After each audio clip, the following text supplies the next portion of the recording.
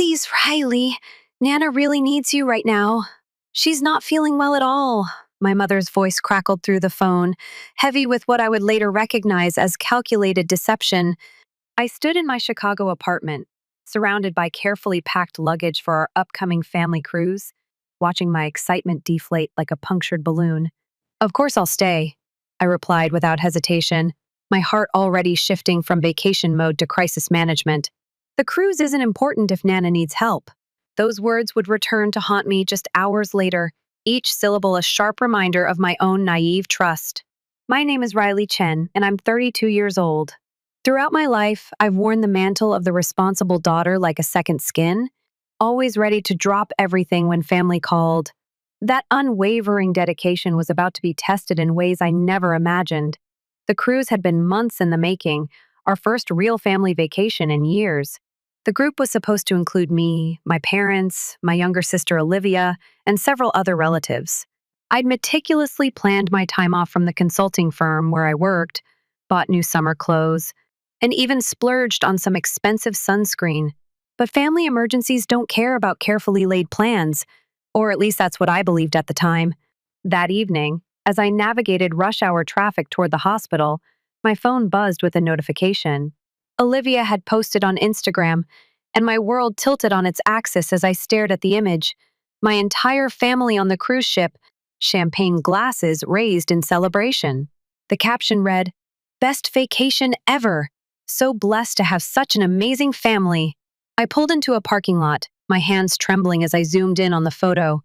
There they were, Mom, Dad, Olivia, my aunts and uncles, all grinning broadly on the deck of the ship, the setting sun painting them in golden light. They had lied to me.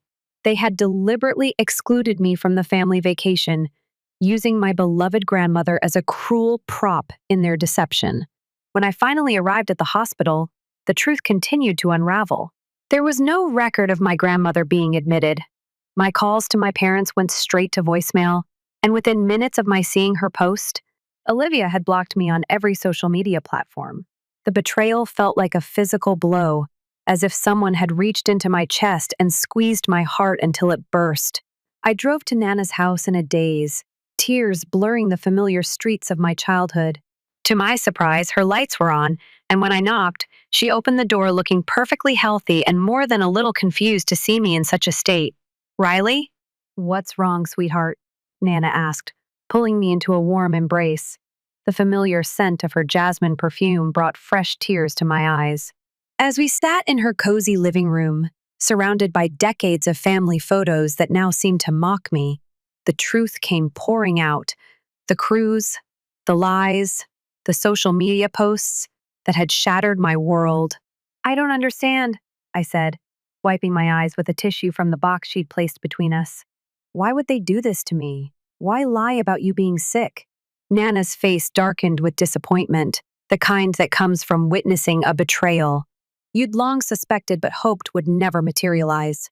She had always treated Olivia and me equally, but my parents were a different story. Growing up in Chicago's suburbs, I had watched them consistently favor my sister. When Olivia wanted voice lessons, they found the money. When I needed help with graduate school tuition, I had to take out loans.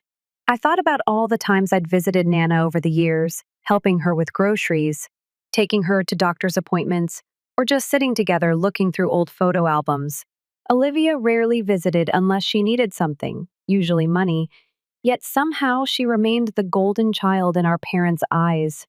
"Your mother called me last week," Nana revealed, her voice tight with barely contained anger. "She asked me to play along if you came by, to pretend I had been in the hospital. I refused, of course.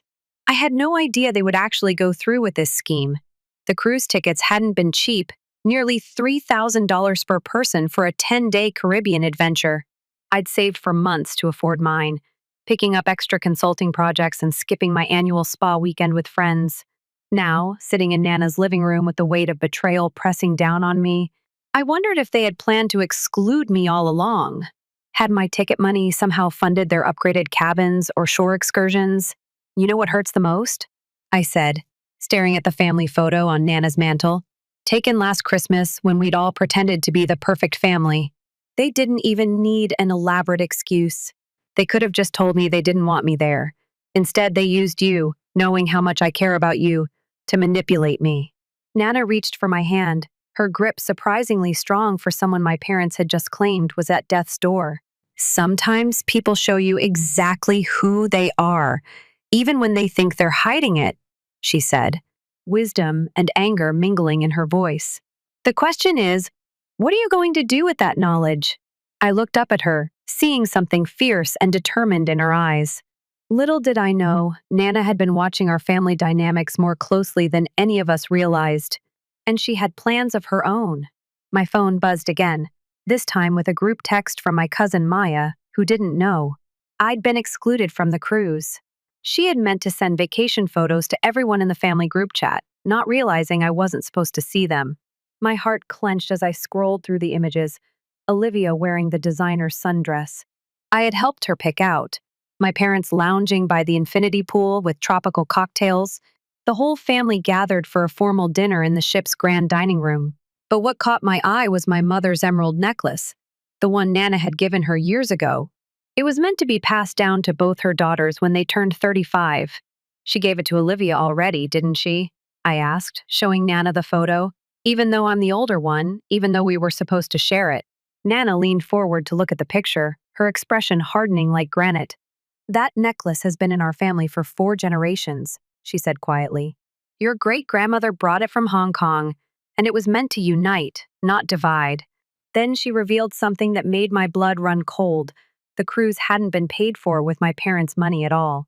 2 months ago, she had given them $25,000 to plan a family vacation, explicitly stating it was for all of us. Instead, they had used my portion to upgrade their own cabins and book extra excursions. The betrayal had layers, like an onion made of lies, each one more pungent than the last. I've been watching, Nana continued, her voice heavy with disappointment. For years I've seen how they treat you differently. I kept hoping they would change, that they would realize what they were doing. But this.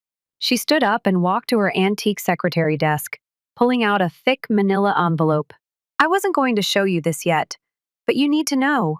I've been keeping records. Every time they favored Olivia, every time they've taken advantage of your kindness, every penny they've spent differently between you two. Inside the envelope were bank statements, photos, emails, and handwritten notes spanning years. My hands trembled as I read through them, the truth laid bare in black and white. The pattern of favoritism wasn't just in my head, it had been calculated, consistent, and deliberate. But why? I whispered, the weight of years of gaslighting and denial crashing down around me. Why did they always make me feel like I was imagining it? Like I was being too sensitive or jealous? Nana's eyes flashed with a determination I'd never seen before. Because that's what manipulators do, Riley. They try to make you doubt yourself when they know they're wrong. But not anymore. She pulled another document from the envelope, this one newer, with official-looking seals. Not after what I discovered last month. As I took the paper from her hands, I had no idea that this moment would be the turning point, not just in my relationship with my family, but in my entire life. The cruise ship carrying my family was somewhere in the Caribbean, but the real storm was brewing right here in Nana's living room, and I was about to become its eye. The document in my hands was a trust agreement dated 30 years ago. My maternal grandfather, who had built a successful import-export business in Chicago's bustling Chinatown, had left behind a substantial fortune before passing away. The trust was meant to be divided equally between all his grandchildren when they turned 35. My portion alone was worth over $3 million. But as I flipped through the accompanying bank statements, a sick feeling grew in my stomach. Regular withdrawals had been made from the trust over the years, money that had funded Olivia's voice lessons, her semester abroad in Paris, her Ivy League education, and even her lavish wedding last spring. All of it had been taken from what was supposed to be my share. They'd been stealing from you since you were 5, Nana explained, her voice trembling with barely contained rage. Your mother convinced the trustee, her brother Stephen, to give her early access to your portion. She claimed it was for your benefit, but as you can see, she gestured at the damning paper trail before us. I grabbed my laptop from my bag, logging into my student loan account. The $87,000 I still owed for my MBA felt like a slap in the face. All those nights I'd worked late at the consulting firm, trying to make extra payments, while my own trust fund had been financing Olivia's dreams. The cruise money was the final test, Nana continued, pulling out her reading glasses to examine a recent bank statement. I knew about some of the withdrawals, but I didn't understand the full scope until last month. When I confronted your mother, she swore they'd make it right. That's why I gave them the vacation money. I wanted to see if they would finally do the right thing. And they failed spectacularly, I said, my voice hollow. Just then, my phone lit up with a text from Olivia. Just saw your pathetic scene at the hospital. Why do you always have to ruin everything? Mom and Dad were right. You're just jealous because I actually did something with my life while you played it safe. Get over yourself. I showed the message to Nana, who snorted in disgust. Safe? You built your career from scratch while she spent your inheritance pretending to be a songwriter in Nashville. She reached for another folder in her desk. But here's what they don't know. I've spent the last month working with our family attorney. Your Uncle Stephen came clean about everything last week. The new documents she showed me revealed an even darker truth. My parents hadn't just spent my trust fund on Olivia, they'd been embezzling money for themselves too. The cruise was just the latest example of their ongoing scheme. They had created fake educational expenses, fabricated medical bills, and even started a shell company in my name to siphon money from the trust. Why didn't you tell me sooner? I asked Nana, trying to process the magnitude of their betrayal. Because I needed proof that couldn't be explained away, she replied, her jaw set firmly. Your mother's very good at making things look legitimate on paper. But she made a mistake with the cruise money. She left a paper trail that proved intentional deception. That, combined with Stephen's testimony and my documentation, gives us everything we need. As if on cue, my phone buzzed with an email from Uncle Stephen Riley. I can't keep quiet anymore. What they did with the cruise money was the last straw. I've attached documentation of every withdrawal they made from your trust. I'm so sorry. I should have stopped them years ago. The attached files painted a picture of systematic theft spanning decades. Each withdrawal had been carefully disguised as an investment in my future, but the money had gone straight into accounts controlled by my parents or Olivia. Looking at the numbers made me feel sick, not just because of the amount stolen, but because of what it represented. Every dollar was a reminder that my own parents had seen me as nothing more than a resource to be exploited. There's more, Nana said quietly, pulling out one final document. I've updated my will. The family business holdings, my personal assets, everything, it's all going to you. I stared at her, stunned. But what about Olivia? Olivia has already received her share, and yours, through their schemes. It's time for the scales to balance. She squeezed my hand. But Riley, you need to be prepared. When they find out about this, they're going to try to discredit you. They'll say you manipulated me, that you're trying to steal Olivia's inheritance. We need to move quickly. On my phone, the cruise photos kept coming in from unsuspecting relatives. Each smiling face now looked like a mask, hiding years of calculated betrayal. As the Chicago sunset painted Nana's living room in shades of amber, I realized there was no going back. The comfortable lies of my family life had crumbled, leaving only hard truths in their wake. What do we do now? I asked, feeling both terrified and strangely liberated. Nana's eyes gleamed with determination. Now, my dear, we show them exactly what happens when they underestimate the wrong person. And believe me, they've definitely underestimated both of us. The next morning, I met Uncle Stephen at a quiet dim sum restaurant in Chinatown, far from our family's usual haunts. Dark circles shadowed his eyes, and his hands trembled slightly as he sipped his tea. The weight of decades of complicity had clearly taken its toll. I brought everything, he said, sliding a leather portfolio across the table. Bank records, transfer authorizations, emails. It's all here. Your parents. He paused, glancing around nervously. They called me 16 times last night after I sent those documents. They're panicking, Riley. I opened the portfolio, the smell of leather mingling with the steam from dumplings being wheeled past our table. The evidence was even more damning than what Nana had shown me. Years of systematic theft laid out in meticulous detail, each transaction a carefully orchestrated betrayal. Look at this. Stephen said, pointing to a series of recent transfers. They'd been moving money to accounts in Singapore. Large amounts, all within the last 3 months. The cruise wasn't just a vacation. It was a test run. They were checking if their passports would raise any flags. My hands froze over the documents. They're planning to run? With what's left of both trust funds. He pulled out another paper, this one showing transactions to a series of shell companies. Olivia's been helping them. She's been setting up accounts in her name, moving money around.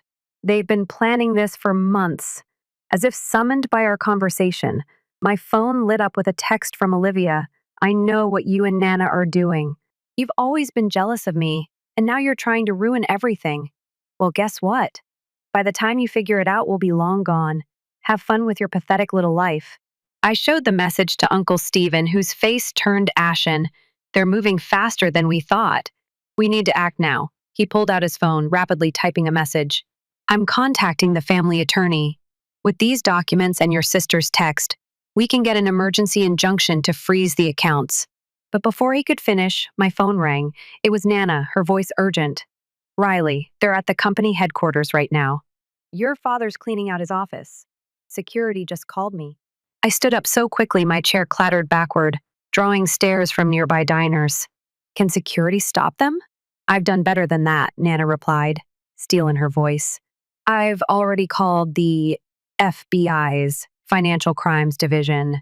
They're on their way. But Riley, she paused meaningfully, you need to get down there. Remember what I showed you last night? The paperwork was filed first thing this morning. You're the controlling shareholder now. Uncle Stephen's eyes widened as he heard this through the phone. She made you majority shareholder? That means… They don't know yet, I finished, already grabbing my coat. And that's our advantage. We need to get there before they can destroy any evidence. As I rushed toward my car, another text came through from my mother. You ungrateful child. After everything we've sacrificed for you, you'll regret this betrayal. But for the first time in my life, their threats felt empty. The truth had become my shield, and decades of lies were about to come crashing down around them. I pressed the accelerator harder, weaving through Chicago's midday traffic. The family company's headquarters loomed ahead, its glass towers reflecting the spring sunlight like a mirror showing all their deceptions. In my rearview mirror, I saw Uncle Stephen's car following, and behind him, a black SUV that I somehow knew contained federal agents. Years of playing the dutiful daughter, of doubting my own perceptions, of swallowing their lies, it all ended today. I pulled into the parking garage just as my father emerged from the elevator, carrying boxes from his office. Olivia was with him, looking nervous as she glanced around, clutching her designer handbag like a shield. My mother followed, her emerald necklace, the one that should have been shared between her daughters, glinting accusingly in the fluorescent light. They froze when they saw me step out of my car, their faces cycling through surprise, anger, and then something I'd never seen before, fear. What are you doing here? My father demanded, trying to maintain his authoritative CEO voice, but I could hear the tremor beneath it. I walked toward them slowly, my heels clicking against the concrete in a steady rhythm that matched my heartbeat. Behind me, I heard more cars arriving. Uncle Stephen, Nana, the FBI. But in that moment, it was just me facing the three people who had spent my entire life gaslighting me, stealing from me, and making me doubt my own worth. Funny, I said, my voice steady and clear in the underground garage. I was about to ask you the same thing, especially since you're removing items from my company without authorization. Your company? Olivia scoffed, but her voice quavered. What are you talking about? I held up my phone, displaying the ownership documents. Nana transferred her controlling shares to me this morning. As the new majority shareholder, I'm very interested in what's in those boxes you're carrying. Would they happen to contain evidence of what you did with my trust fund? My mother's face went white. Behind me, police cars pulled into the garage, lights flashing silently against the concrete walls. FBI agents emerged from their vehicles, and I saw Nana step out of Uncle Stephen's car, her small frame radiating authority. You don't understand, my mother pleaded, her designer handbag clutched to her chest like armor. Everything we did was for this family. No, I corrected her, feeling a strange calm settle over me. Everything you did was for yourselves and for Olivia. And now you are planning to run away with what's left of my money. I turned to my sister. Did you enjoy the cruise, Olivia? Was it worth it, knowing it was paid for with stolen money? The FBI agents approached as Olivia burst into tears, her carefully applied makeup running down her face. My father tried to pull her away, but an agent stepped between them. Another agent began reading them their rights, the words echoing off the garage walls like a final verdict. Let me explain. My father attempted one last time, his CEO authority crumbling as an agent took the boxes from his hands. We were protecting you, Riley. You were always so responsible. We knew you could handle yourself. Olivia needed the support more. Support? Uncle Stephen's voice rang out as he joined us. Is that what you call embezzling millions from your own daughter's trust fund? Creating fake companies to hide the money? Planning to flee the country?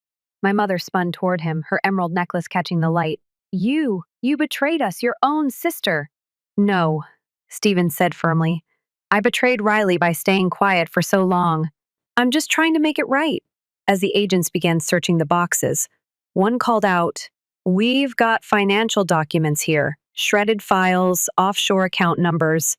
He held up a stack of papers, and what appears to be multiple passports. I watched as my family's carefully constructed facade crumbled. The FBI led my parents towards separate cars, reading them their rights. Olivia stood alone, mascara streaking her cheeks, looking lost without our parents to hide behind. Riley, she whispered as an agent gently took her arm. I didn't know. I knew about some of it, but I didn't know everything. They said it was all legal, that you'd never find out. But I did find out, I replied quietly.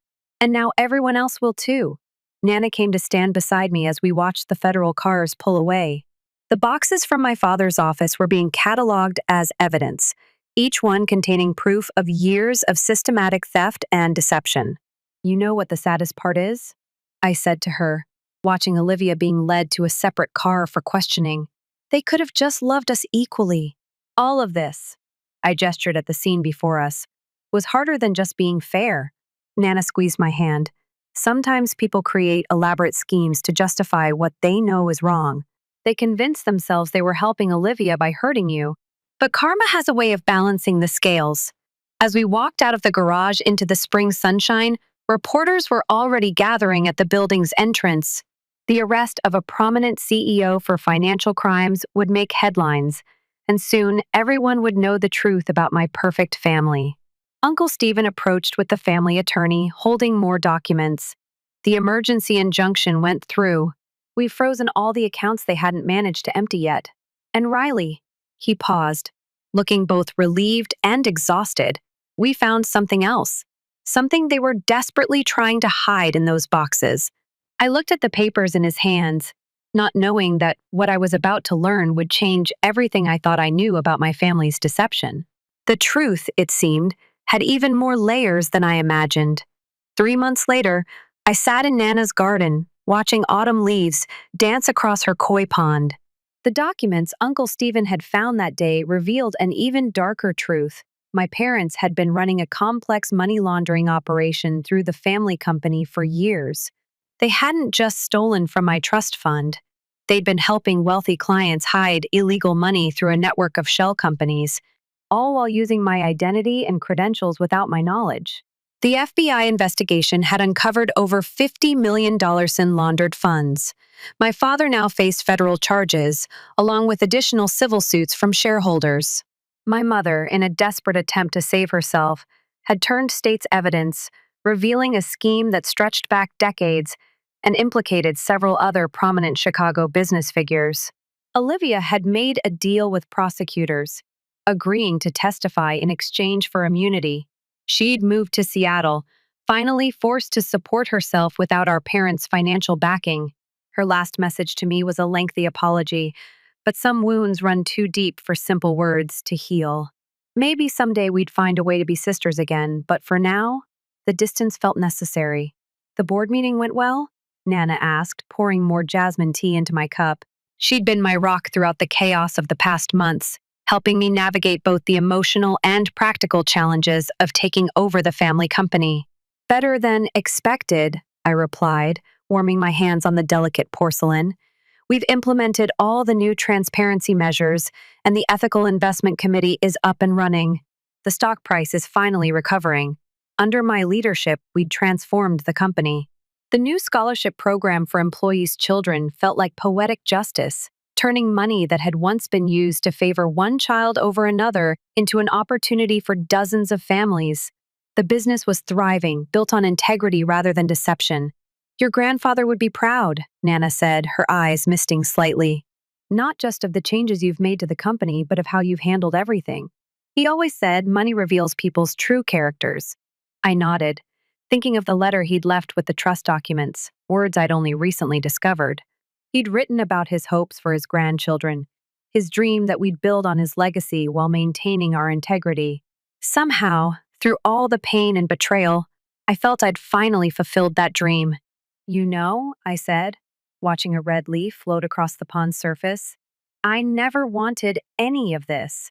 The company, the money, the responsibility. I just wanted to be treated fairly, to be loved equally. Nana reached over and squeezed my hand, her grip still surprisingly strong. Sometimes life's greatest blessings come disguised as its greatest challenges. You've turned their betrayal into something positive, something that helps others. That's a kind of magic, Riley. She was right. The company's new direction had created opportunities for dozens of employees and their families. We'd established a foundation to help victims of financial fraud, turning our family's shame into a force for good. Even some of our competitors had begun adopting our transparency policies. The autumn breeze carried the scent of Nana's chrysanthemums, and I thought about that cruise they'd taken without me. It hadn't been the vacation of a lifetime after all. It had been the beginning of their downfall and the start of my new life. Their attempt to exclude me had ultimately led to their own exclusion from the family legacy. I found Olivia's old songwriting notebook in one of the storage rooms I mentioned, watching a monarch butterfly land on a nearby flower. She actually had talent. You know? If they hadn't spoiled her, hadn't handed her everything, maybe she would have developed it. That's the true cost of their favoritism, Nana observed wisely. They hurt both of you with their neglect, her with their excess. As the sun began to set over Chicago's skyline, painting the garden in shades of gold and crimson, I felt a sense of peace settle over me. The truth had cost me my illusions about family, but it had given me something more valuable: clarity, strength, and the power to break a cycle of toxicity that had poisoned 3 generations. The emerald necklace that had once symbolized my exclusion now sat in a safe, waiting for the day I might have children of my own. When that day came, I would split it into 2 equal pieces, a constant reminder that love, like inheritance, should never be used as a weapon. You know what, Nana? I said, smiling as another leaf drifted into the pond, creating ripples that transformed the water's surface. I think we should plan a vacation. A real one this time, with no lies, no hidden agendas. Just us, enjoying each other's company. Nana's eyes twinkled. I'd like that, dear. After all, the best journeys are the ones where everyone's invited. Standing in that autumn garden, I realized that while my parents' betrayal had broken my heart, it had also set me free. Sometimes the deepest wounds lead us to our greatest healing, and the darkest betrayals light the way to our brightest futures. My story wasn't just about survival anymore. It was about transformation, about turning pain into purpose, and about building something new from the ashes of what was lost. Story 2. I cleaned my desk, and my sister waved. Her unfounded charges had succeeded. Don't you think karma is a witch? She grinned. However, my sister had no clue that her sabotage would result in my greatest success when our biggest customer phoned me that night. As it seems, she wasn't the only one who had been hiding things. Alexandra, you're done here. Stephen Bennett, the managing partner of Bennett and Associates, couldn't even look me in the eye when he delivered the news. There is enough proof of client information leakage. His enormous mahogany desk was across from me. Through the glass walls of his corner office, my hands were holding the chair's armrest so firmly that my knuckles were white. I could see my sister, Victoria, observing the action from the water cooler, feigning to fill her cup. At the age of 32, I, Alexandra Parker, was on the verge of losing everything I had worked so hard to accumulate over the last 10 years. Victoria at least believed that. You know me, Stephen, I said, maintaining my composure in spite of the anger that was growing within of me. I have 8 years of experience with this business. Half of our key accounts were brought in by me. Why would I expose myself to such danger by disclosing customer information? He rearranged the documents on his desk, papers I knew Victoria had painstakingly constructed to frame me. Alexandra, the evidence is quite apparent. Competing businesses received client information from your email account. The digital trail, the timestamps, everything is here. It was, of course. Victoria had always been tech-savvy, and it seems she had been utilizing that ability to plot my demise. I caught a tiny grin teasing the edges of her mouth as I looked at her once again. My younger sister, who is 29 years old, had obviously grown weary of being the shadow of me at the company. At least let me see the proof. Even though I knew the answer, I still asked. I apologize, but we must act swiftly and covertly because of the delicate nature of the matter. You will be escorted by security to clear your desk. I noticed a glimmer of hesitation when he finally looked me in the eyes. Just so you know, Alexandra, I never thought you would do this. I didn't either, Stephen. I didn't either. Victoria slid into place next to me as I left his office, her high-end shoes clicking in perfect time with the marble floor. She shouted, "Goodbye, sis. Loud enough for everyone in the workplace to hear. Don't you think Karma is a witch?" I looked at her, admiring her beautiful outfit, her well-groomed blonde hair, and the triumphant sparkle in her eyes. Our mother used to say that you were the smart one, Victoria. I grinned as I saw her expression change to one of bewilderment. I suppose she was correct. Suspicion replaced the perplexity. I was more composed than she had anticipated. Excellent. Let her be concerned. By my desk, security was waiting. A cardboard box now stands in place of my old desk. I was limited to whatever personal stuff I could fit in a single box after 8 years of effort, establishing relationships, and proving myself.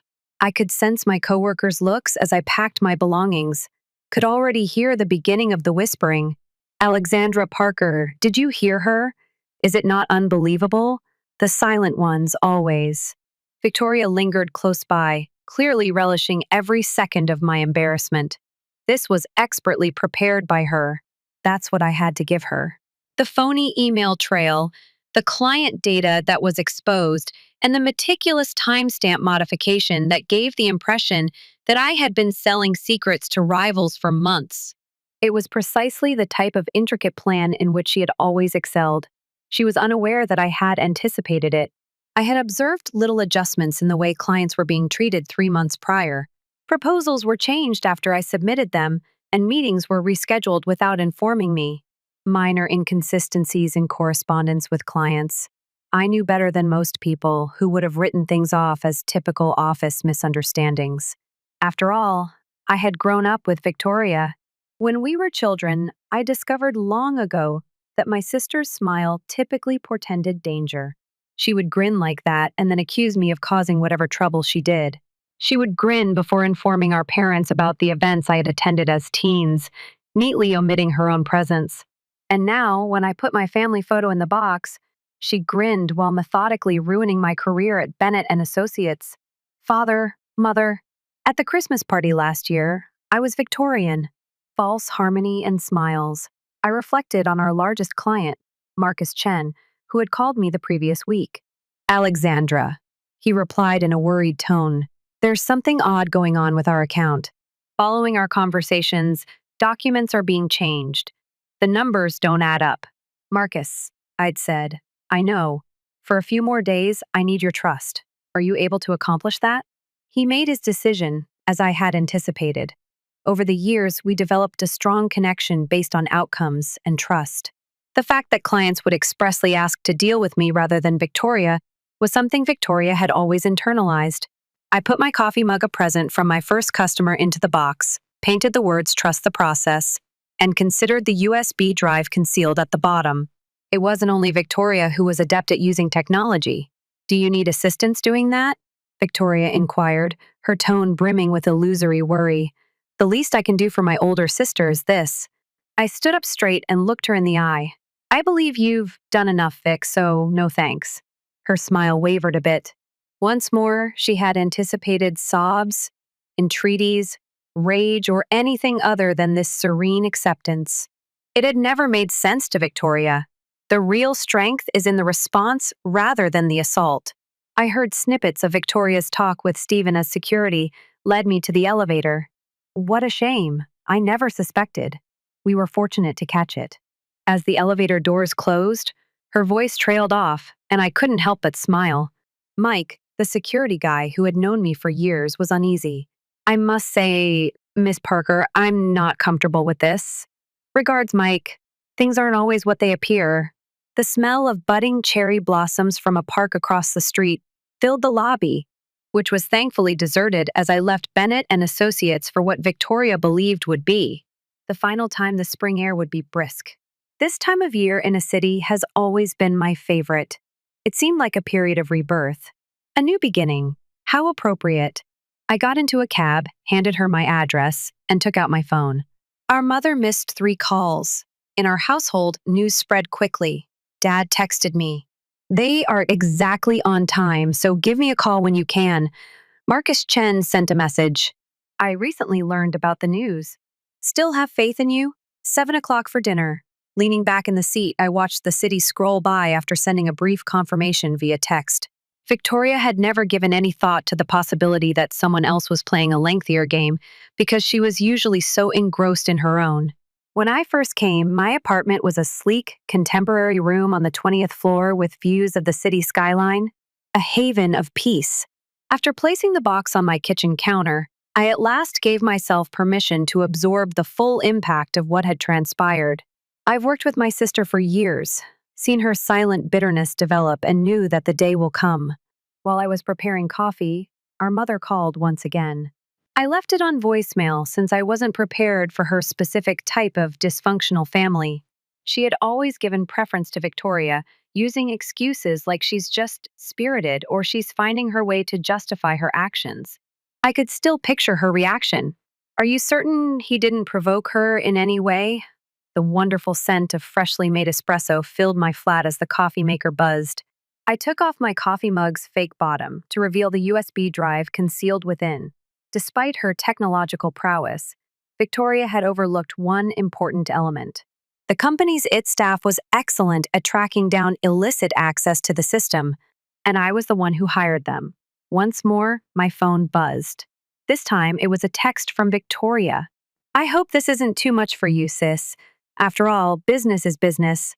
I could see her seated at my former workstation, most likely already making the necessary arrangements.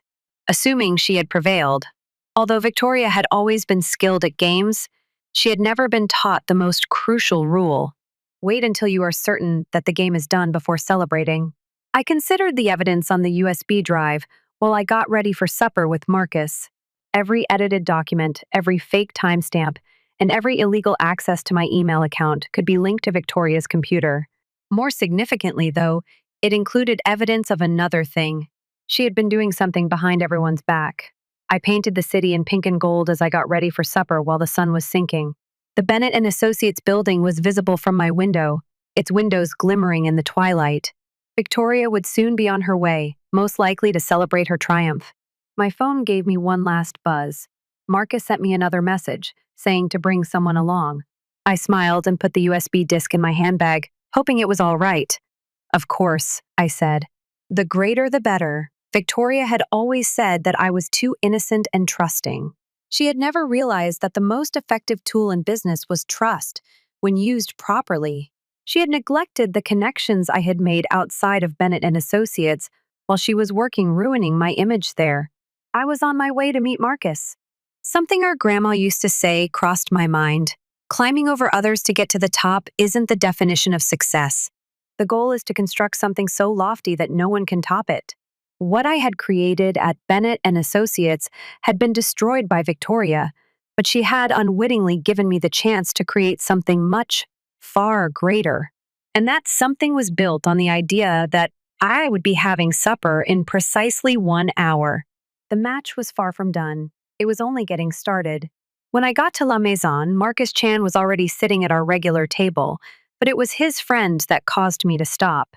Eleanor Wright, the CEO of Wright Global Investments, one of the biggest investment businesses in the nation, was seated next to him.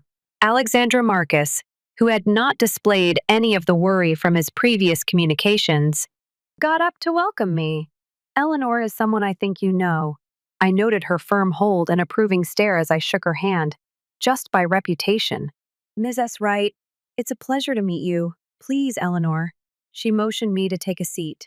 Marcus has told me a lot about you, especially about what happened today. As I've discovered when researching Wright Global, a server showed up with wine and poured 3 glasses of what I knew to be Eleanor's particular vintage. This supper was no accident, but I believe Victoria feels rather proud of herself. Although she could discover that client loyalty isn't as readily transferred as she believes, Marcus replied in a tone that was deliberately neutral. Before answering, I took a drink of wine and let the deep flavor to linger on my tongue. Victoria's priority has always been on quick wins.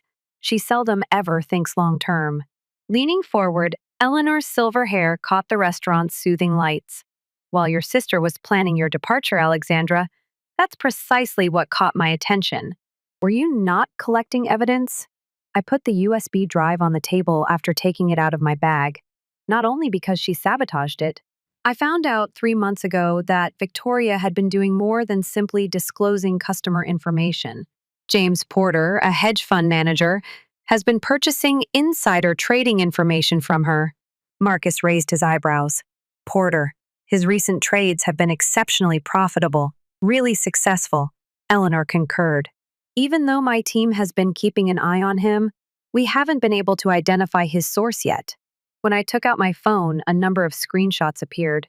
Victoria believed she was smart for communicating with Porter, using encrypted messaging applications, but she overlooked the backup mechanism I put in place for the company 2 years ago.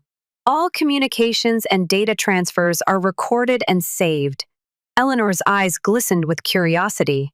And you've been gathering this proof as you let her scheme come to pass. Losing a battle is sometimes necessary to win the war. I handed my phone to her. Victoria didn't realize I was following her real leaks since she was too busy accusing me of disclosing client information. Marcus gave a quiet laugh. I have to say, Alexandra, I wasn't convinced when you urged me to cooperate with her plan. However, I now get it. Someone else will benefit from Bennett and his companion's failure.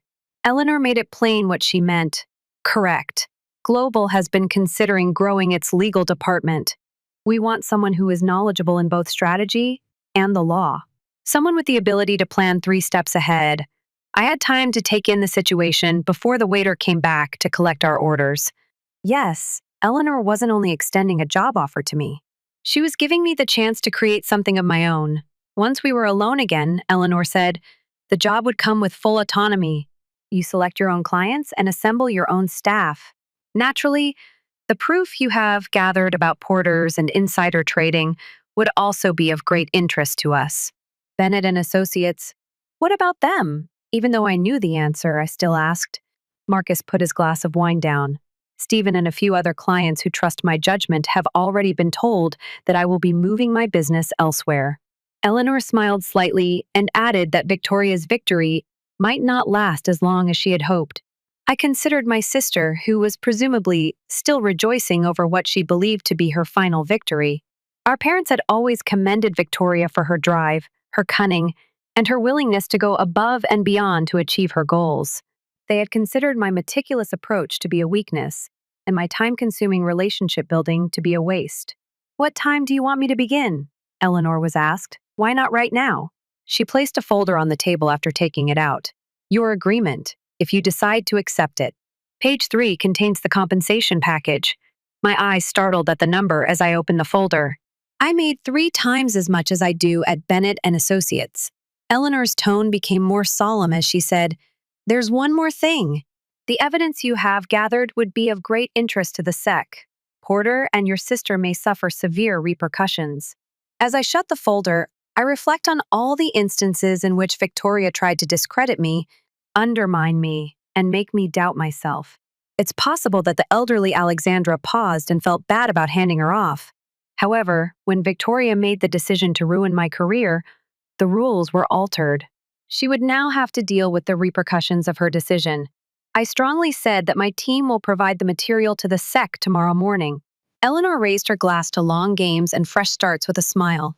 Just as my phone rang with another text from Victoria, Marcus said, "We clinked glasses. Are you already missing your office? I'll handle things well, so don't worry." Without answering, I put my phone aside. Give her time to enjoy herself. There would be shocks of its own tomorrow. The remainder of the meal was consumed with strategies, conversations, and plans for the future. Eleanor's idea for Wright Global's legal department was exactly what I had always wanted: a staff committed to ethical behavior and long-term partnerships, not simply billable hours and fast victories. We had just finished our coffee. Marcus cleared his throat. "Alexandra, there's one more thing you should be aware of. In an attempt to persuade some of your former clients to continue working for her at Bennett and Associates, your sister has already contacted them." She has, of course. It didn't surprise me. "Victoria has consistently attempted to enter areas that I cleared out. She will be shocked to learn that such relationships are more difficult to transfer than she initially believes, whether it was my role on the high school debate team or my first apartment after college." According to Eleanor, trust is earned rather than inherited. My automobile was waiting outside the restaurant.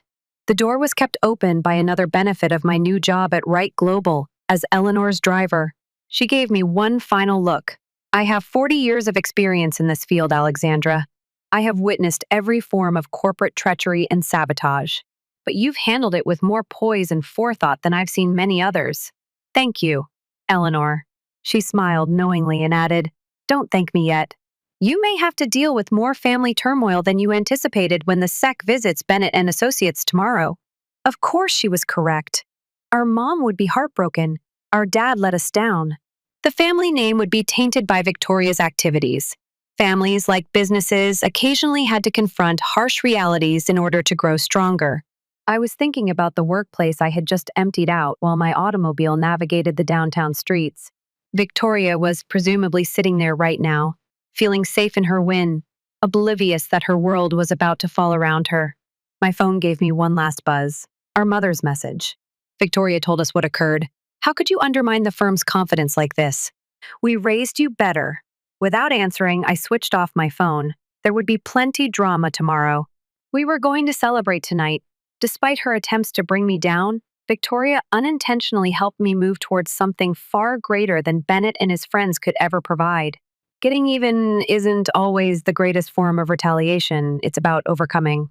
I got at Wright Global's shiny offices the following morning, exactly as the sun was peeking over the city. With views that made my previous office appear like a storage closet, Eleanor had made arrangements for me to have a corner office on the 45th floor, which was higher than I had ever been at Bennett and Associates. Since sunrise, my phone had been buzzing constantly.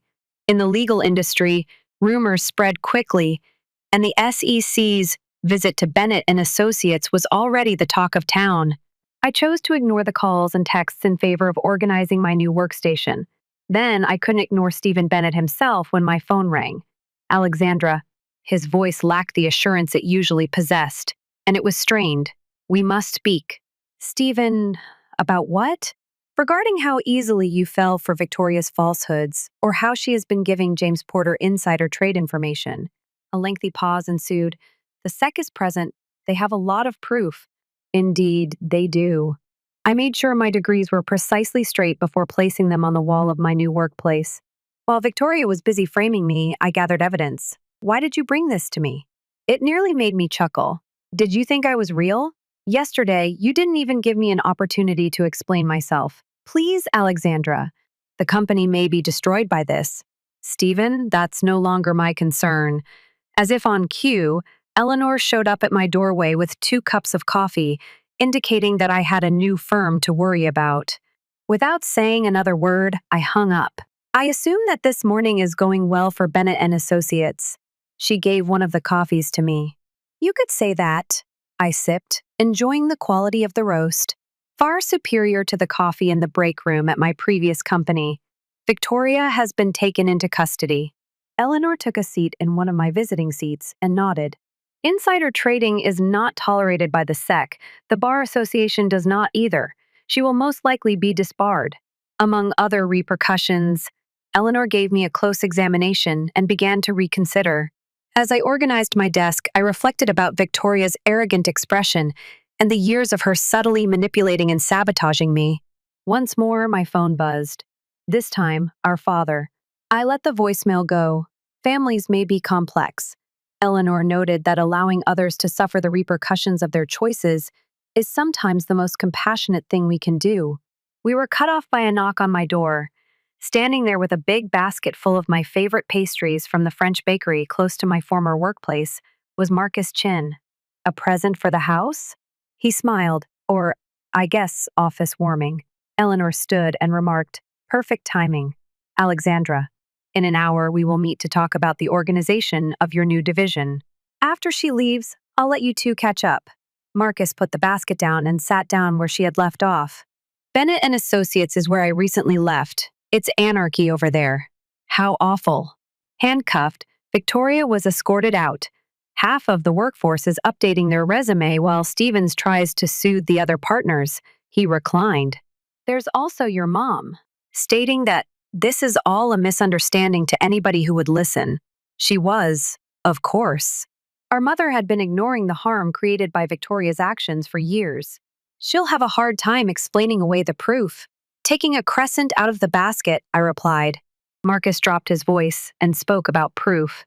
"There are rumors that Porter has already consented to testify against Victoria in order to receive leniency. It seems that he possesses recordings of their talks." I grinned. Victoria had never thought that others may be manipulating her since she was so sure of her ability to control them. Another text message from our mother appeared on my phone. "Your sister is inconsolable. How could you harm your own family in this way?" Marcus shook his head as I showed him the note. "It's funny that devotion to family only appears to operate in one direction. It always has." I placed my phone on the desk, face down. I can't do anything right, and Victoria can't do anything wrong. Everyone is aware of the truth now, at least. Meetings and introductions dominated the remainder of the morning. They all appeared excited to work under my direction, and Eleanor had put together a talented team. With greater funding and total control, it was everything I had envisioned creating at Bennett and Associates. My assistant, I now had an assistant, told me that Victoria's arrest was making news at lunchtime. According to local news websites, a former partner of Bennett and Associates was detained for engaging in insider trading. There were pictures of Victoria being escorted out of the building beneath the headlines. At last, her flawless poise broke. My father eventually left a voicemail when I was looking over possible office locations for my growing division. "Alexandra, what you did. Victoria's career is being destroyed, even though I am aware of her errors. Your mom is inconsolable. We brought you up to defend, not to betray, your family. Give me a call back. This has to be fixed." Make this right. Their solution had always been that. Make excuses for Victoria's behavior. Provide justifications. Encourage me to forget and forgive. Not this time, though. In the late afternoon, while I was wrapping up talks with possible team members, Eleanor made another visit. "I was told by your sister that she was requesting a bargain. She is requesting a reduced sentence in return for information concerning further unlawful conduct at Bennett and Associates." She is, of course. It didn't surprise me. Victoria was usually the first to blame others in order to protect herself. Did she specifically blame anyone? Stephen Bennett. Eleanor had a glint in her eyes. It seems that he was aware of some of her actions, but he decided to ignore them. The parts came together with a click. He had believed Victoria's charges against me so quickly because of this. Already he was compromised. I understood that the firm would not survive this. "No," Eleanor concurred. "However, that gives us chances. A few of their most senior colleagues have already inquired about openings here." I reflected on the company my father had founded and the legacy he had taken such pride in, now disintegrating as a result of his own deliberate blindness and Victoria's deeds. Eleanor spoke gently. "Sometimes, in order to build something greater in their place, we must allow things to fall apart." After a month, I watched the city's sunset while standing at my new office at Wright Global. The Bennett and Associates building, where moving trucks had been stationed for the whole week, was visible from this location. With its reputation in ruins, the business was disintegrating and scattering its last clients. Victoria had accepted a plea agreement that included disbarment and a hefty fee in exchange for avoiding jail time. She returned to live with our parents, giving up her expensive apartment and fashionable clothes to cover her legal bills. She was employed as a legal assistant at a small business outside of the city when I last heard from her. With her now tarnished name, it was the only job she could obtain. It buzzed on my phone. My dad texted me, "Is it possible for us to meet? Only us?" I hesitated for a second before responding. The time is 7 p.m. When I got there, he was already there and appeared older than I had recalled. It had been a difficult month.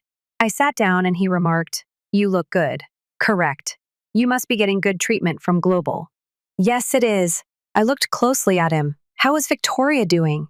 With a groan, he combed through his thinning hair. "Having trouble. Your mom is also having a difficult time. How about you?" "I've been thinking a lot," he said.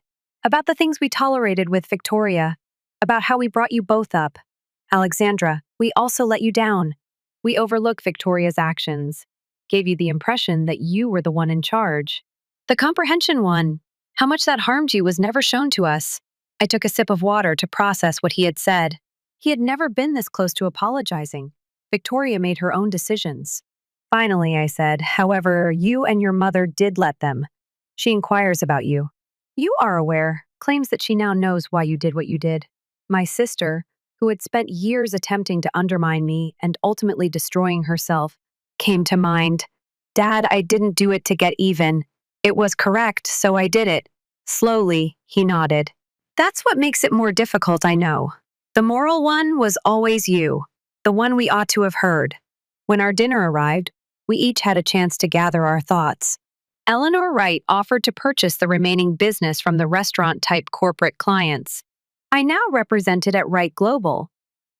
"She wants to take our remaining assets and put them into your division," he remarked abruptly. I was aware of this. I had personally recommended it to Eleanor. "How will you respond?" "In any case, I believe it's time to retire." He forced a little smile. "You might be able to recruit some of our former employees.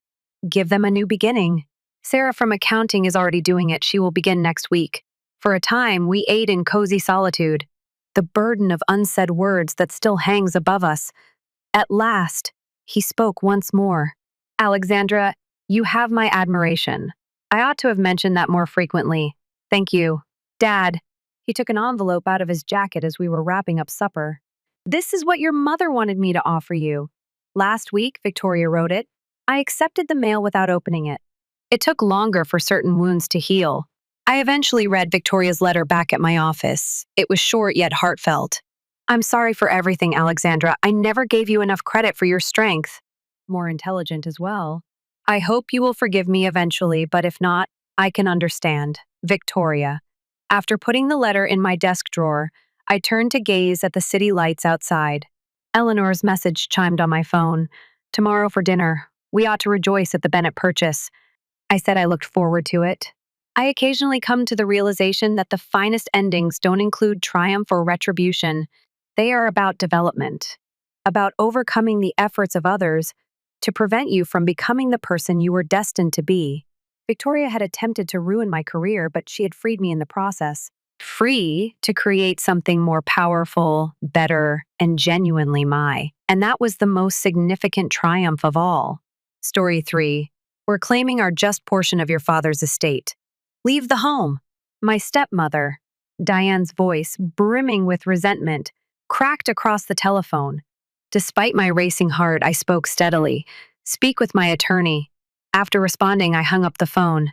"I'm Sophie Palmer, a 34-year-old Chicago-based financial consultant. After a lengthy struggle with illness, my father passed away 3 weeks ago, leaving behind his substantial fortune and a complicated web of ties.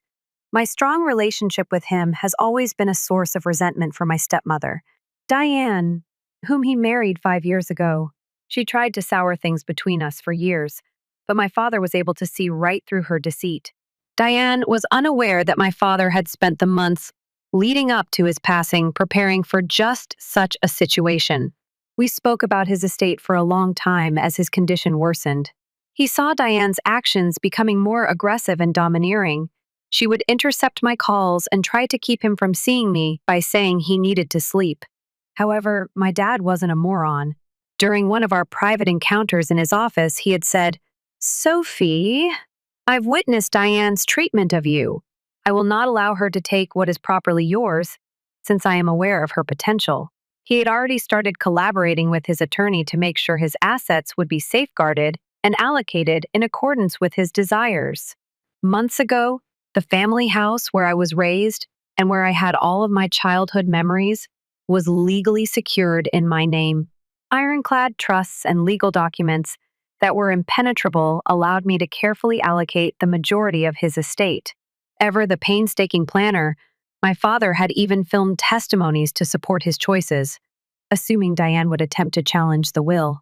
Diane's premature triumph call made me grin as I sat in my apartment staring at the phone. She was unaware of how disastrously her attempt to intimidate me out of my fortune was going to turn out. Early in the morning, she would receive a call from my father's attorney with some extremely unpleasant news. Letting someone fail because of their own actions is sometimes the finest kind of retaliation. I opened my laptop to look over the estate paperwork and poured myself a glass of wine. Again. It would be, to put it mildly, an intriguing few days. Growing up, I saw my father start his real estate company from the ground up. For many years, it was just the two of us when my mother died of breast cancer when I was 12. We forged a unique connection. He imparted to me all of his knowledge of money and business, which ultimately influenced my choice of profession. He never neglected to assist me with my schoolwork or missed any of my school functions. Even though he had a hectic schedule, I am who I am now because of those years. When Diane came into our life, everything was different. She met my father while working as a receptionist at one of his buildings, and they were married 6 months later. At the time, I was 29 and leading a life of my own, but I was aware of how rapidly she attempted to assume command. Initially, it was subtly implied that my father was too exhausted to attend our monthly meals, or that he was too busy to answer my phone. But as time went on, her actual nature became apparent. My father was 15 years older than Diane, and she had extravagant spending habits. She removed any signs of my mother's influence by redecorating the entire house. She claimed she wanted to seem like his wife in order to persuade my father to purchase her pricey automobiles and trendy clothing. I became increasingly alarmed as she cut him off from his former acquaintances and business partners, constantly criticizing anybody who disagreed with her.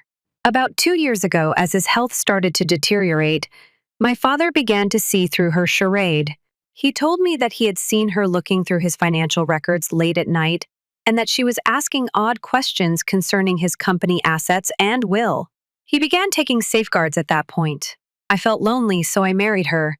During one of his chemotherapy rounds, he told me, "But Sophie, I won't allow my error cause you any harm. My daughter is you.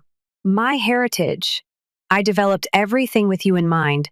We spent his last months organizing his affairs and ensuring that everything was compliant with the law." Knowing that Diane would try to portray me as a manipulative daughter who was taking advantage of a sick guy, he even made movies to justify his choices. Even at the end, my father was always 3 steps ahead. His confidence in me and his will to keep me safe from Diane's avarice just made me more determined to respect his requests and stick to my principles. That night, as I rummaged through old family pictures in my apartment, I realized the real struggle was just getting started. However, I was prepared. Richard, my father's lifelong friend and lawyer, and I met at his office the morning following Diane's threatening call. As he reported the most recent events, his expression was solemn yet resolute. "Last night, I received a call from Sophie, Diane's attorney. They want to challenge the will." Richard shuffled through a pile of documents and said that your father wasn't of sound mind when he made the adjustments. They are unaware, however, that we have all of it captured on tape. In order to prove his mental clarity and to give a clear explanation of his reasoning, my father had insisted on recording every meeting in which he discussed his estate plans. His cognitive condition throughout these judgments had already been documented by his physicians. He seemed to have a perfect idea of what Diane would attempt.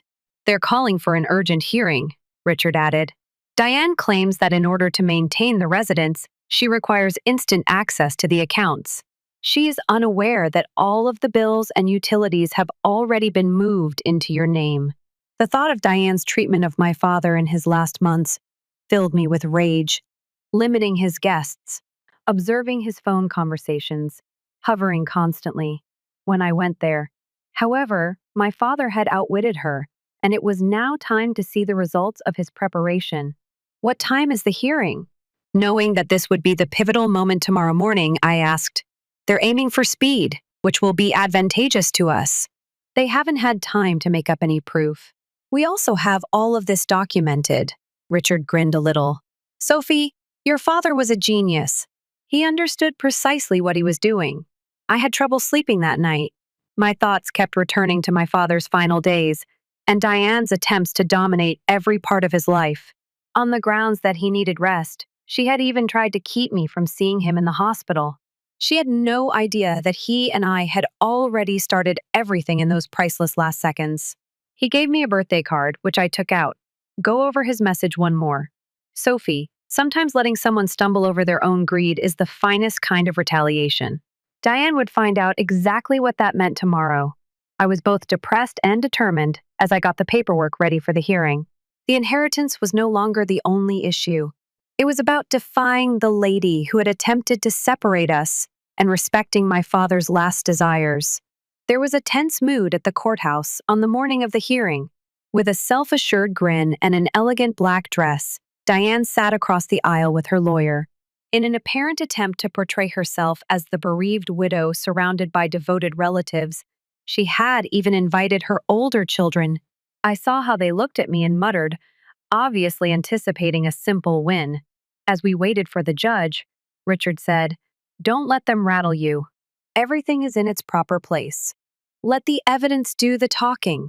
It was just what we had anticipated when Diane's attorney made their case. He portrayed Diane as the loving wife who had sacrificed everything to care for my father, and me as a cunning daughter who had used a dying man. He even had the gall to imply that my father's sickness and medication had weakened his mental condition. "Your Honor," he said brashly, "in order to preserve their shared lifestyle and save the family home they created together, Miss S. Palmer only wants what her husband would have wanted for her." The term combined made my blood boil. Diane had lived with my father for precisely 5 years, spending the most of that time wasting his money and keeping him away from his friends and family. He'd spent 30 years creating the house and business, and she'd done nothing to it. When Richard rose to give our evidence, he maintained his composure. "I have video proof of Mr.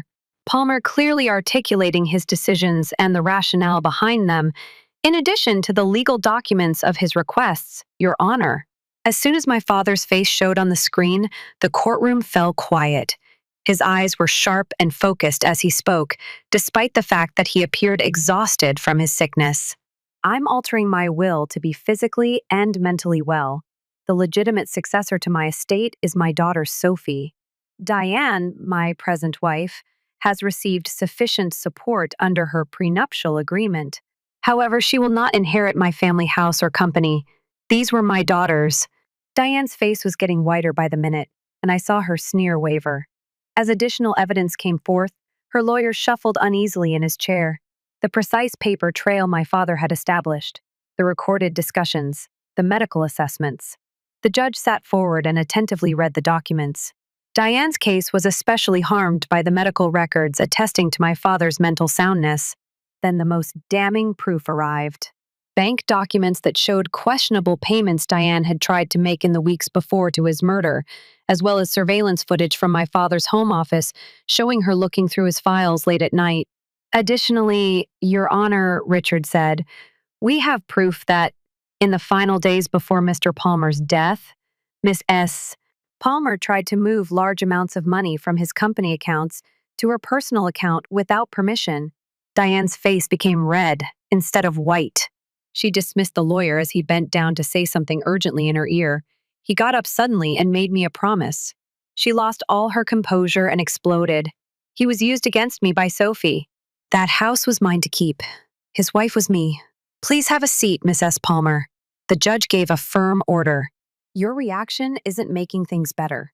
I said nothing, letting Diane's meticulously crafted facade fall apart. Her kids seemed ashamed. Diane continued to complain, avoiding eye contact with everyone in the courtroom, and the muttering among the onlookers became louder. Richard then showed the last piece of evidence, a video that was shot only 2 weeks before to my father's passing, and in which he expressly expressed his worries about Diane's actions, as well as his motivations for making the estate planning choices. As my father, who was frail but lucid, described how Diane had attempted to control his assets and isolate him, the courtroom became silent. Based on the overwhelming evidence, the judge banged his gavel and ordered an order in the court. I'm ready to render my decision. I knew we had one previously, but I held my breath. There was no question about the thorough preparation my father had done. Even yet, I was pleased to hear the judge formally state that my father's last desires would be honored. Felt as though a burden had been lifted.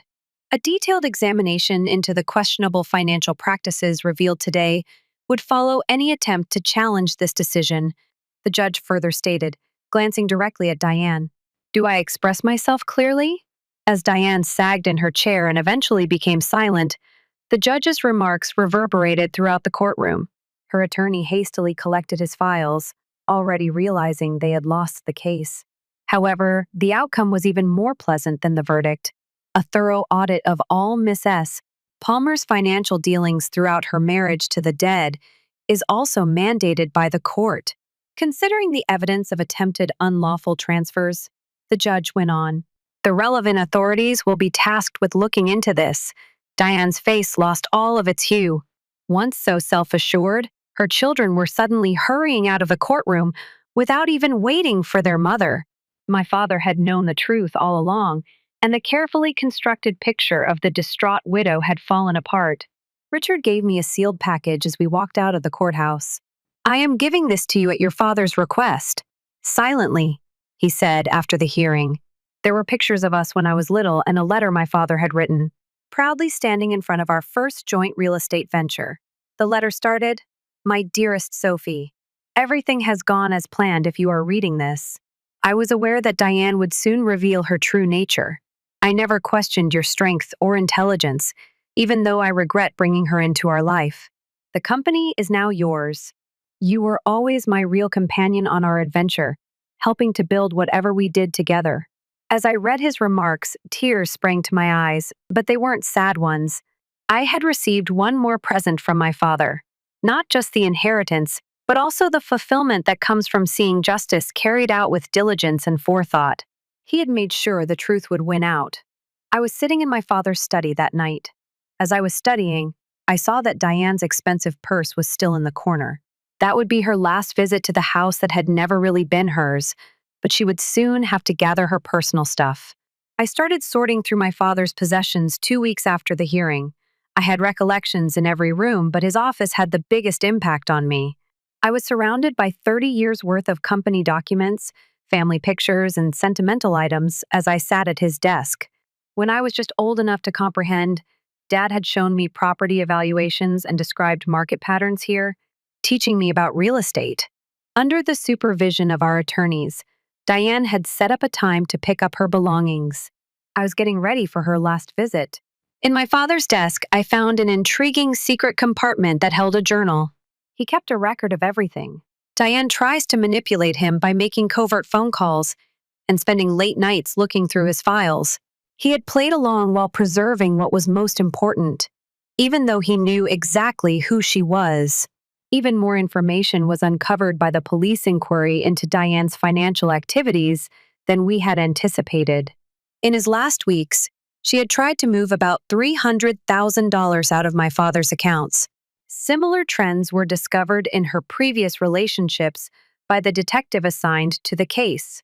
Although she had previously targeted affluent older men, none had been as ready as my father. Building on the basis my father had established, I put myself into managing the company. The staff gave me a hearty welcome. Many people had known me since I was a little child and had seen how my father shaped me into a leader. They related how he had shown them pictures of my college graduation with pride, my triumphs, my first real estate transaction. While going over some old contracts one evening, Thomas gave me an unexpected call. One of the kids of Diane. He hesitated. Sophie. I wanted to say I was sorry. We didn't stop our mother even though we understood what she was doing. Your father deserved more since he was a nice man. I was taken aback by what he said, but I also felt validated. Diane's behavior has been exposed, even by her own children. Thomas clarified that she has previously targeted affluent older males with similar tactics. But my dad had been different. He had anticipated it and had totally outwitted her. Under my direction, the company prospered, and I discovered that I could add my own touches to my father's legacy. In his honor, I created a scholarship program for budding real estate agents. The first beneficiary was a young woman whose education was funded by the sacrifices of her single father. It seemed like a complete circle. It was an anxious day when Diane arrived to pick up her possessions. She looked far less put together than she had during the hearing when she came with two movers and her lawyer. I observed her lingering in front of several objects as she moved around the home, especially the pricey decorations she had persuaded my father to purchase.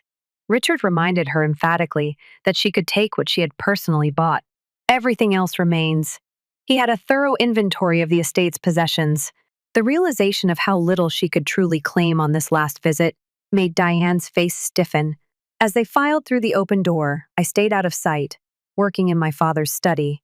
She was murmuring something about family treasures, although none of them belonged to her. Richard repeatedly prevented her from stealing things that were either my mother's or had been in our family for many generations. The most fulfilling part was when she insisted that my father had promised her an old grandfather clock. Richard just took out a picture of the clock in our living room when I was a kid, taken 30 years ago. "Please don't make this more difficult than it needs to be," he remarked firmly to Miss S. Palmer. Long before Diane came into our life, the clock did not move.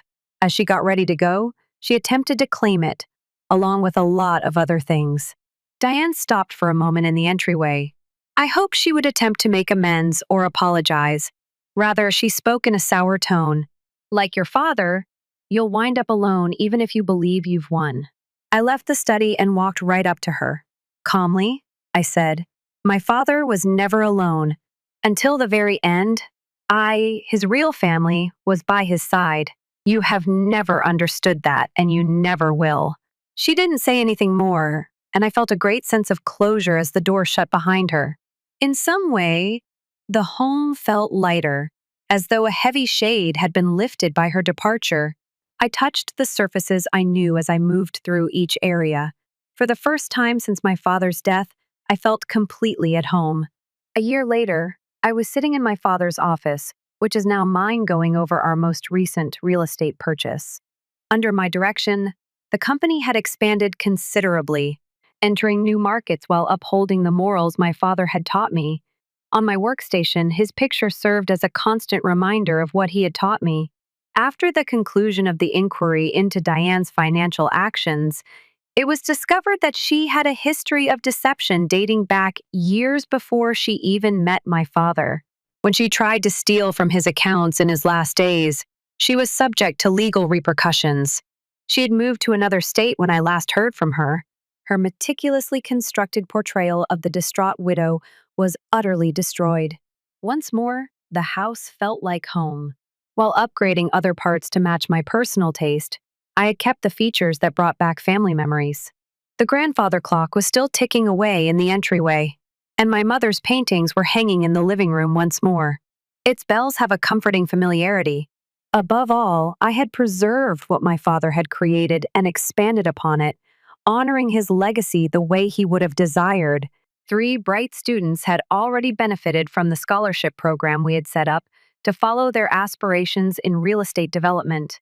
Healing can occasionally take surprising shapes. For me, it was demonstrated by the affection and respect I observed in our staff members' eyes whenever they spoke about my father. They would tell me about his good nature, his honesty in business, and his pride in me. These experiences made it clearer to me that his legacy was in the people he impacted and the principles he instilled, not merely in the houses or cash accounts. I had not previously spotted an old photo book in his study until last week. It contained a letter written only a few days before he passed away. You never realized how powerful you were, Sophie. Keep in mind that accumulating cash isn't the only aspect of success. It's about doing it while keeping your character intact. In ways I never would have thought possible, you have made me proud. Retaining what was properly mine wasn't the true triumph. It was upholding the principles my father instilled in me in order to respect his legacy. More significantly, the company is still thriving because it operates on the same values of honesty and integrity that my father always promoted. The power I inherited from my father was eventually exposed by Diane's attempts to grab what wasn't hers. Winning in court doesn't always mean getting the finest retribution. It's about demonstrating that truth and goodness ultimately win out. Story 4. Without consulting me, my parents gave my sister free use of my investment property. Mom claimed she was having trouble. Not like you. After not paying rent for 6 months, they eventually realized why I wasn't concerned after seeing a letter from the bank. She requires a new beginning. You must understand, Emma. The phone crackled with my mother's voice, a combination of begging and that familiar tone of guilt-tripping that I've come to know. As I tried to take in what she had just told me, I stood in my Manhattan office and gazed out at the skyline. It seems that without even asking me, my parents allowed my sister Jessica to reside in my investment home for free. Furthermore, he didn't consider asking me first. My hand grabbed the phone tighter, but I spoke steadily. Mom, it's my property. I used my own funds to purchase it. Yes, but following her divorce, Jessica is going through a really tough period. There is nowhere else for her to go. And your career in finance in New York is doing great. The property isn't even used by you. I closed my eyes and softly counted to 10. I put a lot of effort into developing my job as an investment banker at the age of 32, saving every cent to make real estate investments. My first significant investment property was a Chicago townhouse that my sister had reportedly moved into. I had meticulously restored it and was getting ready to rent it out at market value. Besides, she's family, my mother said. Family supports family. Family supports family. Those words were not very ironic. Me? When I was working 3 jobs and suffering through college while Jessica drank her way through her trust fund? Where was this family first mentality? For what duration has she been residing there? I feared the response as I asked. Well, only a few days. Last weekend, she moved in. The spare key was given to her by your father. For emergencies, you departed with us. He did, of course. My jobless sister is now permanently installed in my investment property with the emergency key I trusted them with. And when precisely were you intending to inform me? Now, honey, we're informing you. Jessica is delighted there as well. She has previously mentioned redecorating a few rooms to make them more light-filled. I felt sick to my stomach. What is she? Oh, nothing significant. Only a few accent walls. You are aware of her skill in interior design. Do you recall her desire to become a decorator? I did recall. Similar to how I recalled her stages as a yoga instructor, a photographer, and an organic juice bar. All costly endeavors that ultimately failed, all financed by our parents. She can't just, Mom. Please, Emma. My mom cut me off. Just help your sister once, please. She is a member of the family. I inhaled deeply once again, my mind already working out a strategy. She is family, Mom, you're correct. I knew you'd understand, my love. The reasonable one has always been you, I muttered as I accessed my financial information on my laptop. I must leave now. Meeting with a client. I hung up and leaned back in my chair with a slight smile on my face. My family was unaware that, ever since Jessica's divorce, I had been planning for something similar for months. Her tendency of getting back on her feet through family bailouts is something I would observe. I had witnessed how my parents looked at my accomplishments, security, and possessions. I took out a big binder titled Chicago Property from my bottom desk drawer. I had prepared some emergency paperwork with my lawyer 6 months prior, and they were inside. Property rules, legal notifications, and above all the documentation pertaining to the property's new status as a component of my company assets. The townhouse was no longer solely in my name, you see. My LLC now owned it, and there were stringent legal requirements for its usage and occupancy. According to corporate property regulations, any unapproved home might be deemed trespassing. I put it up this way especially to guard against crises in the family. Jessica texted me, and my phone buzzed. I appreciate you allowing me to crash at your house. Ito, you're the greatest big sister ever. Are you okay with me redesigning the kitchen cabinets? I didn't reply since the current ones are so outdated. Rather, I grabbed my office phone and called my attorney. Emma here, Sarah. Do you recall the situation we anticipated with the Chicago property? It's taking place. Yes, just as we had anticipated. Could you begin the procedure? Sarah and I went over the paperwork for the next hour, starting everything. Notification would be sent to the property management firm. The corporate supervision procedures would be triggered, and formal notices would be prepared. How about your parents? Sarah inquired. When they understand what's going on, they won't be pleased. They won't find out until it's too late, I said. Furthermore, when they distributed my spare key without my consent, they forfeited all right to an opinion. I received an email from Jessica that made my computer ping. This one includes pictures of the furnishings she intended to purchase for her new home using our parents' credit card. Definitely. For what length of time do you wish to wait before starting the procedure? Sarah inquired. I reflected on all the occasions I had seen Jessica use the kindness of our parents. They had always expected me to be understanding, accommodating, and giving in. Since family supports family, let's wait half a year. I gave them enough time to believe they got away with it. Enough time for Jessica to truly get settled. It will be long enough for everyone to forget who owns it. Then, even if you are family, we remind them of the same reason they shouldn't steal what isn't theirs. For the following several weeks, I watched from a distance as Jessica posted updates about her new life on social media. She was there, sharing pictures of the antique chandelier she had put in the dining room without anyone's consent.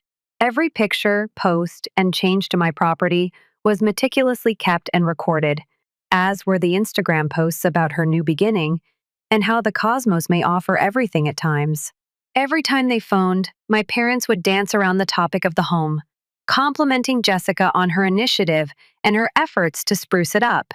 Rent, utilities, and the fact that they had effectively handed away my property without my permission were never brought up by them. Jessica's condition has significantly improved. On one conversation, my mother cried uncontrollably. Thanks to you, honey. She's truly discovering who she is. What a wonderful sister you are. While I was uploading more unapproved renovation images to my paperwork file, I produced indeterminate noises. The evidence was piling up in the folder.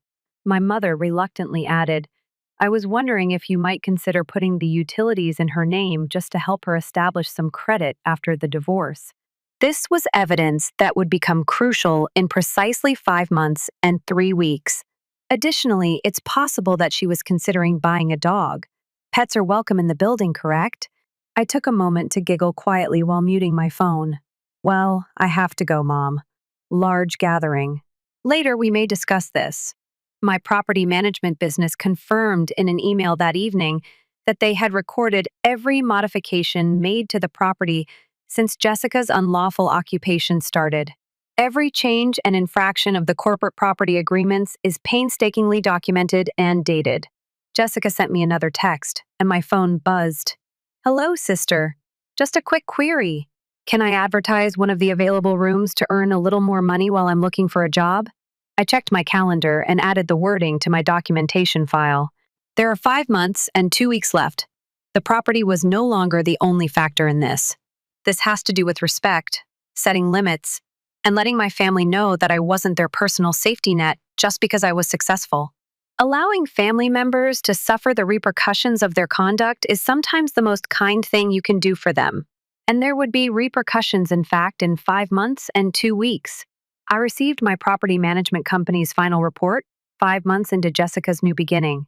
Over $23,000 in unauthorized renovations, several building code violations from her amateur modifications, and most importantly, proof of the illicit air operation she had been doing out of my spare rooms, were all outlined in the record.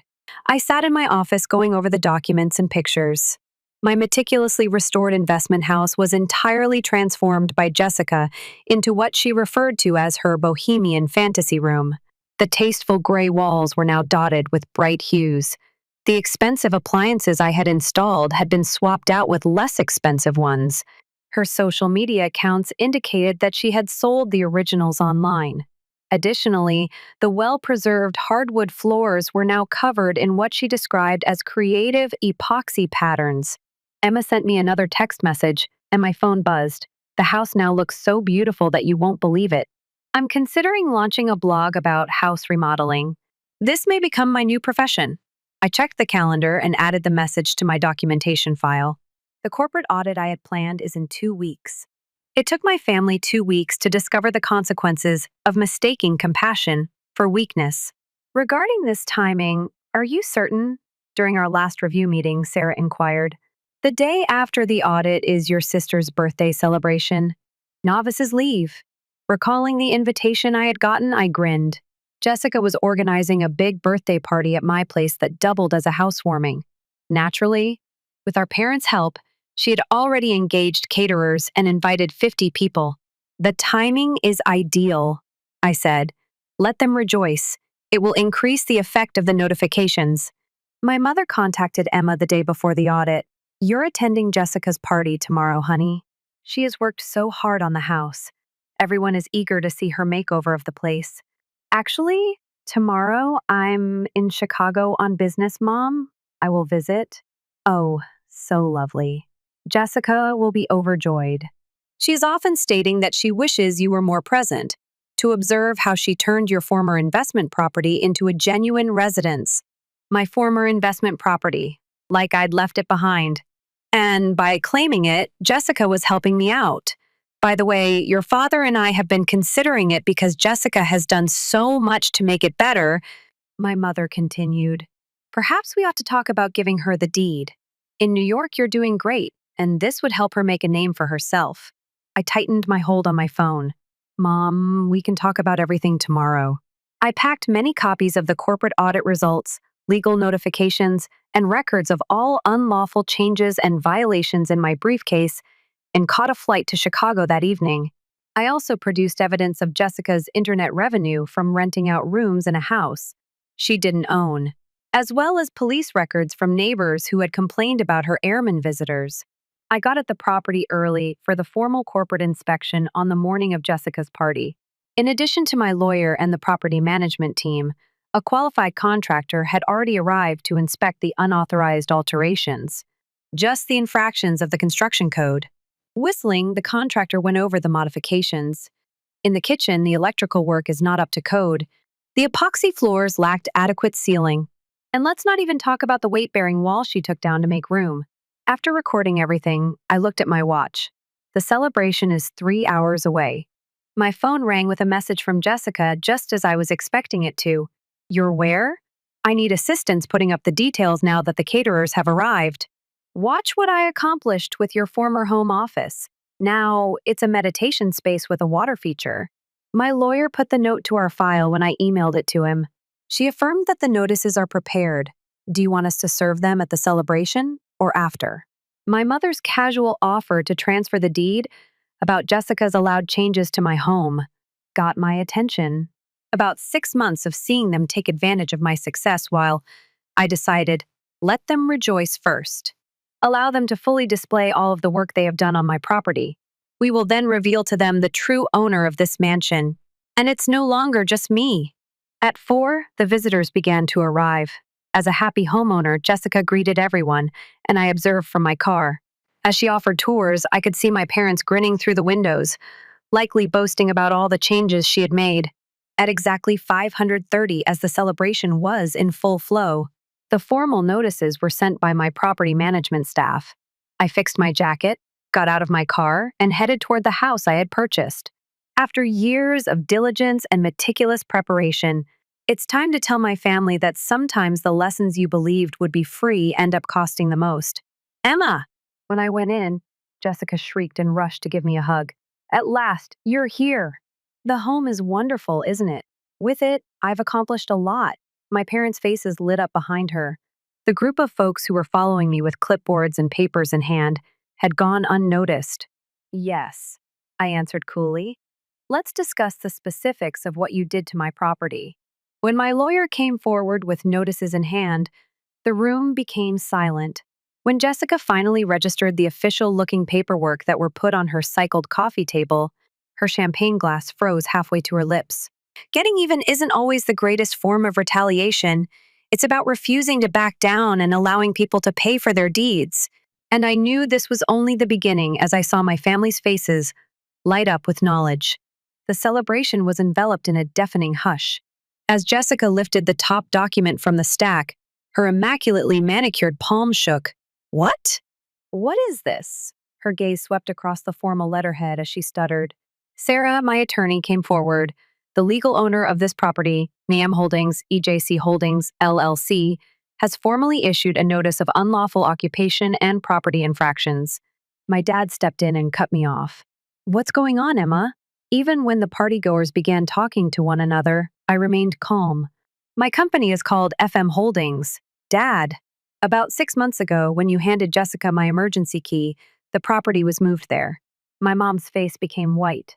However, it's only a technical pity, though, isn't it? You still own this house. No, Mother. This property belongs to the company and is governed by business policies.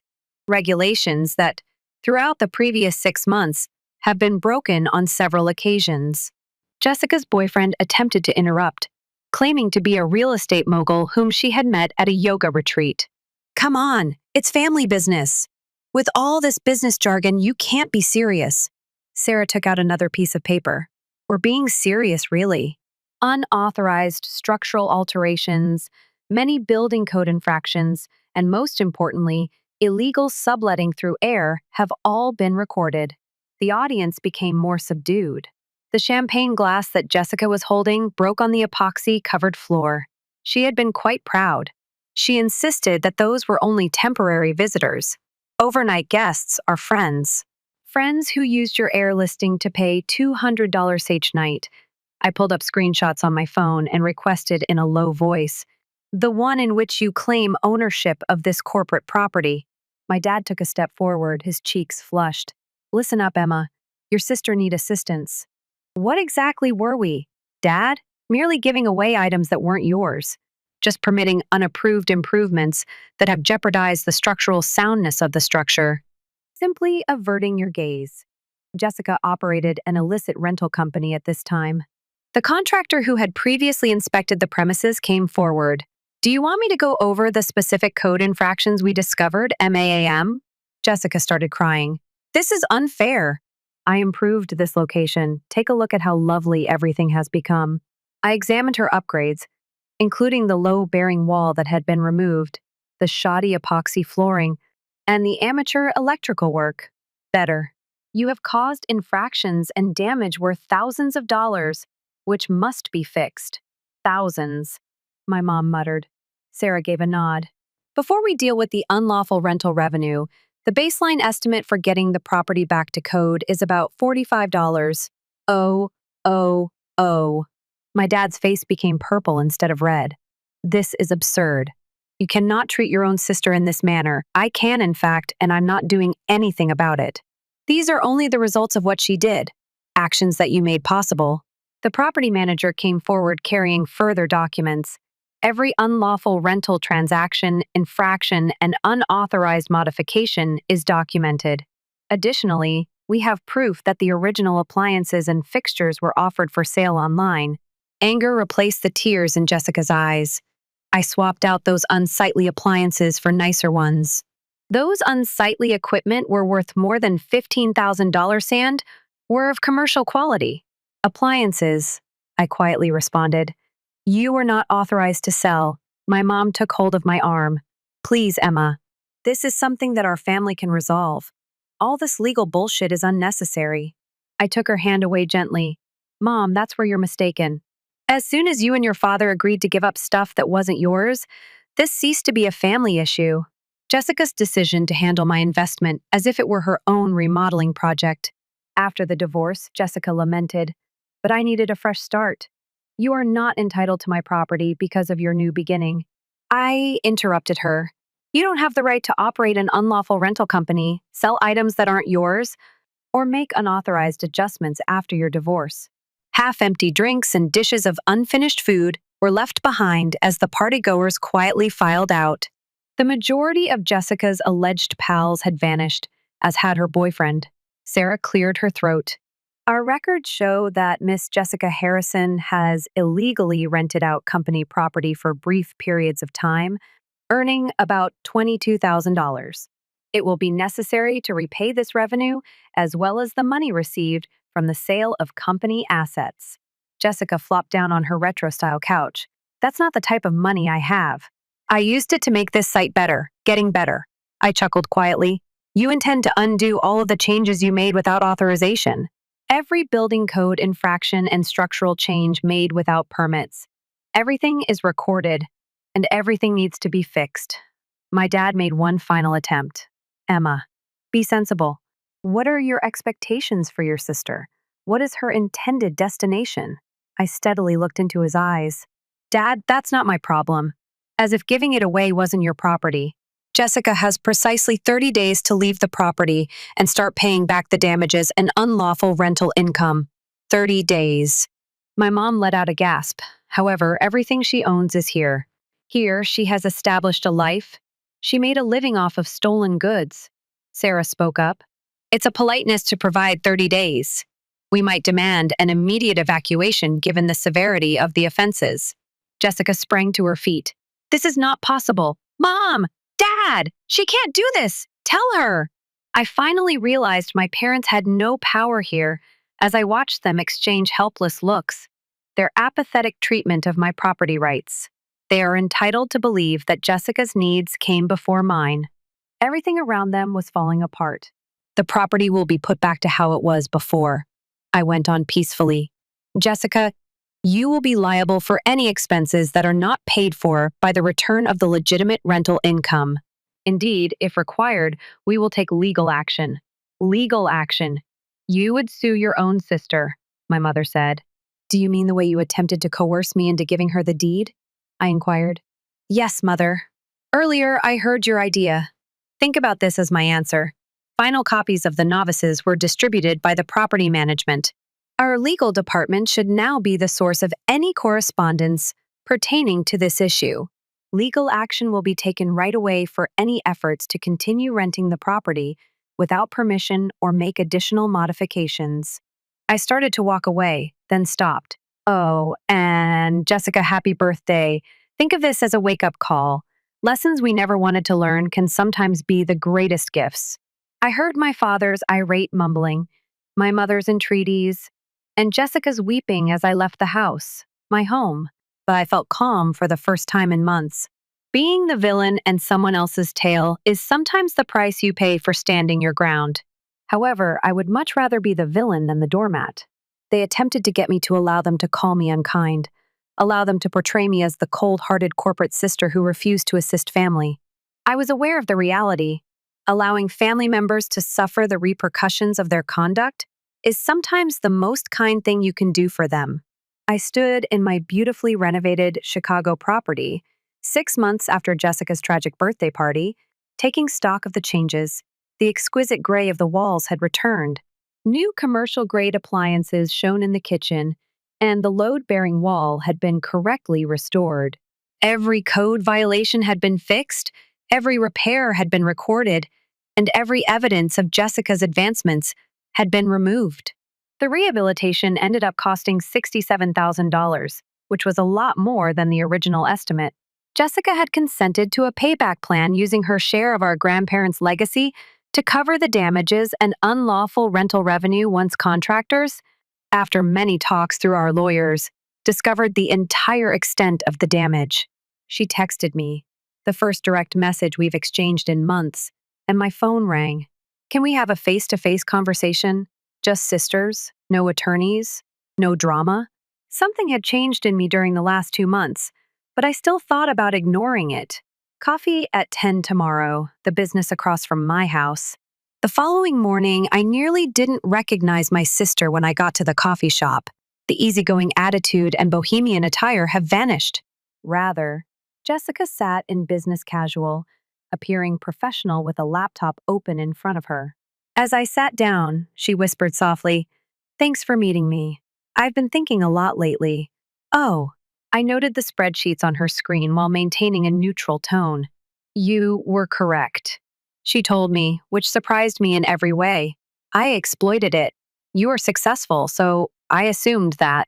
I had a claim to your property as you were my sister. What you constructed was not respected by me." I took a drink of my coffee, awaiting. "These past few months have been instructive," she added. "Relocating to live with parents, having to budget, and dealing with actual repercussions." She chuckled quietly. "I'm not as defenseless as everyone believed, it turns out."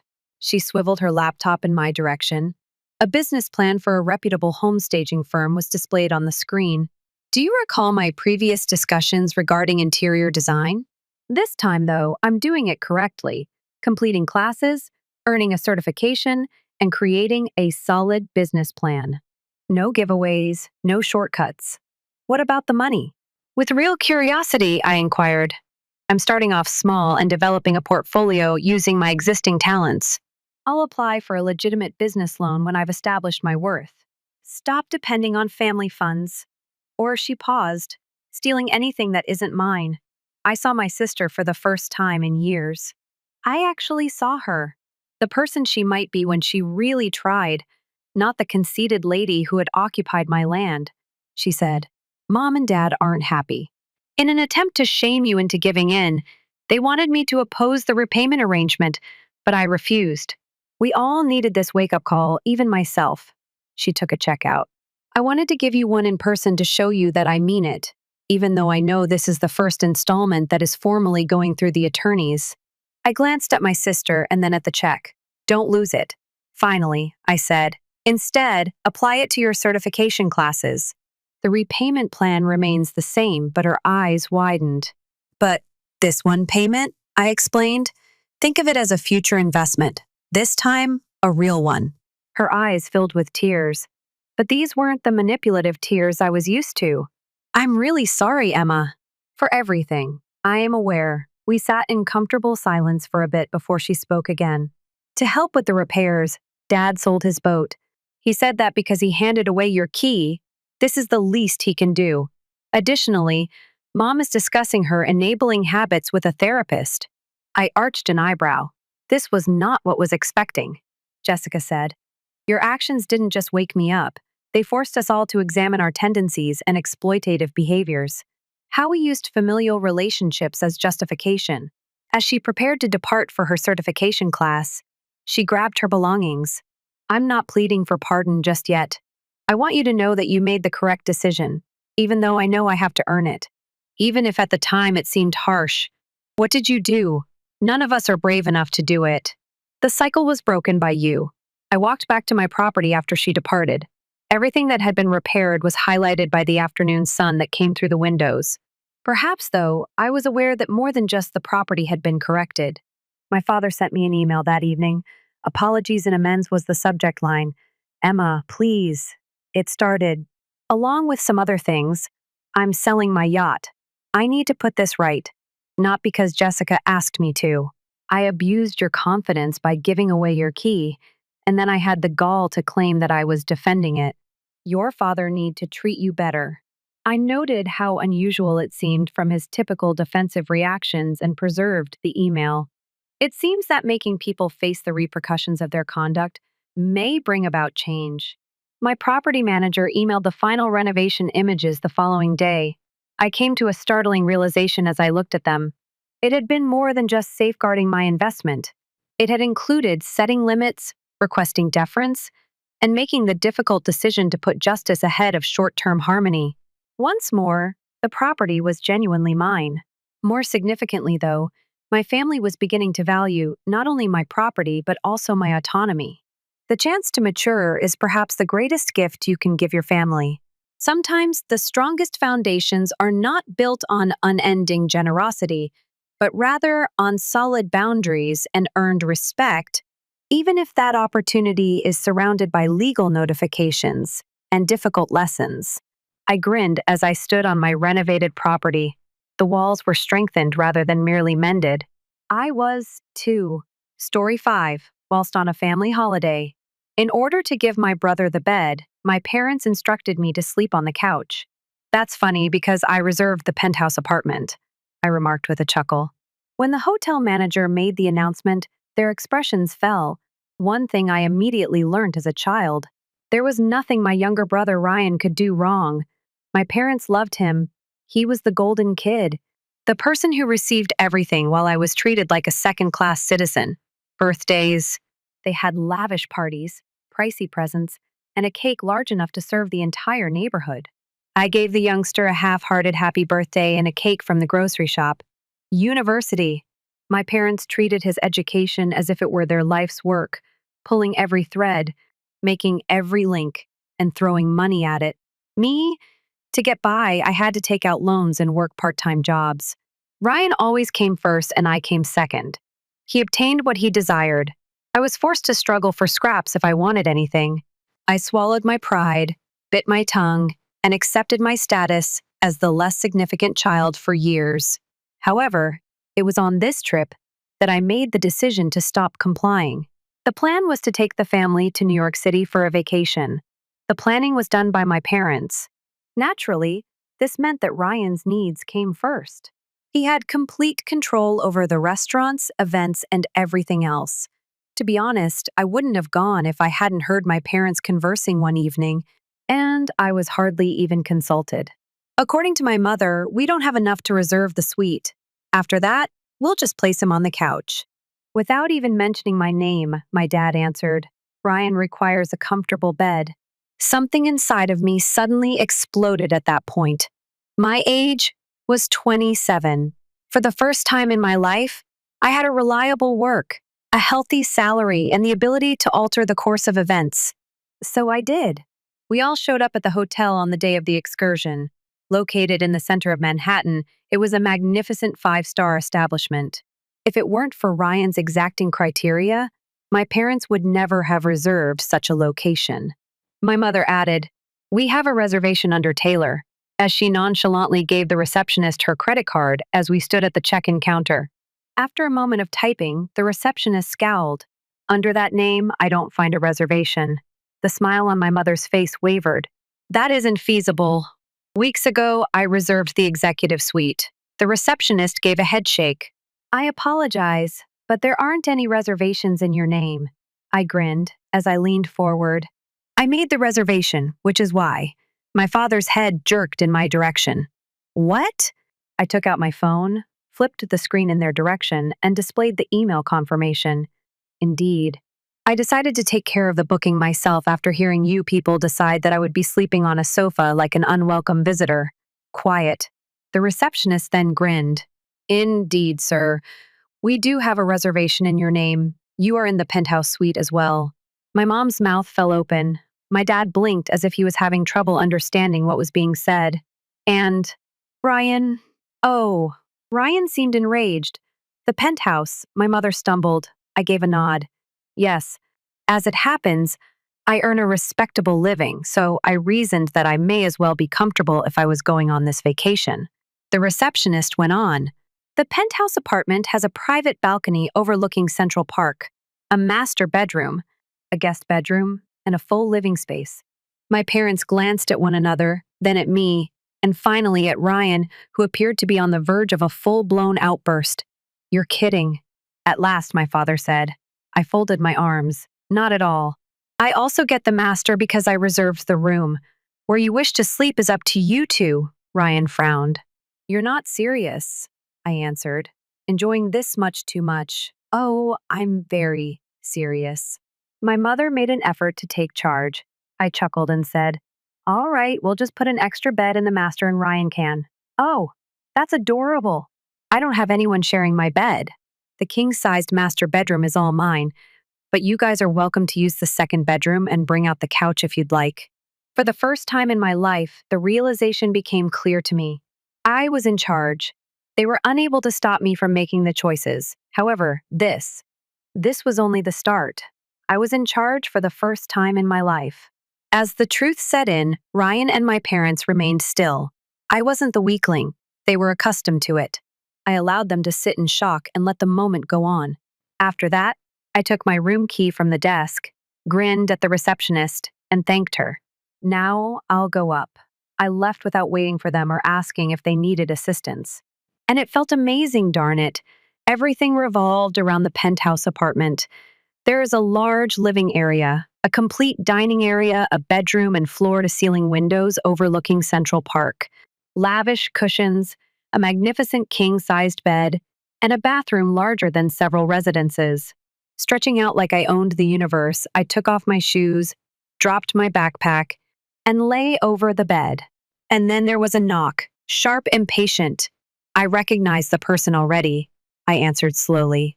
At last, I opened the door. First to enter was Ryan. My folks are just behind him.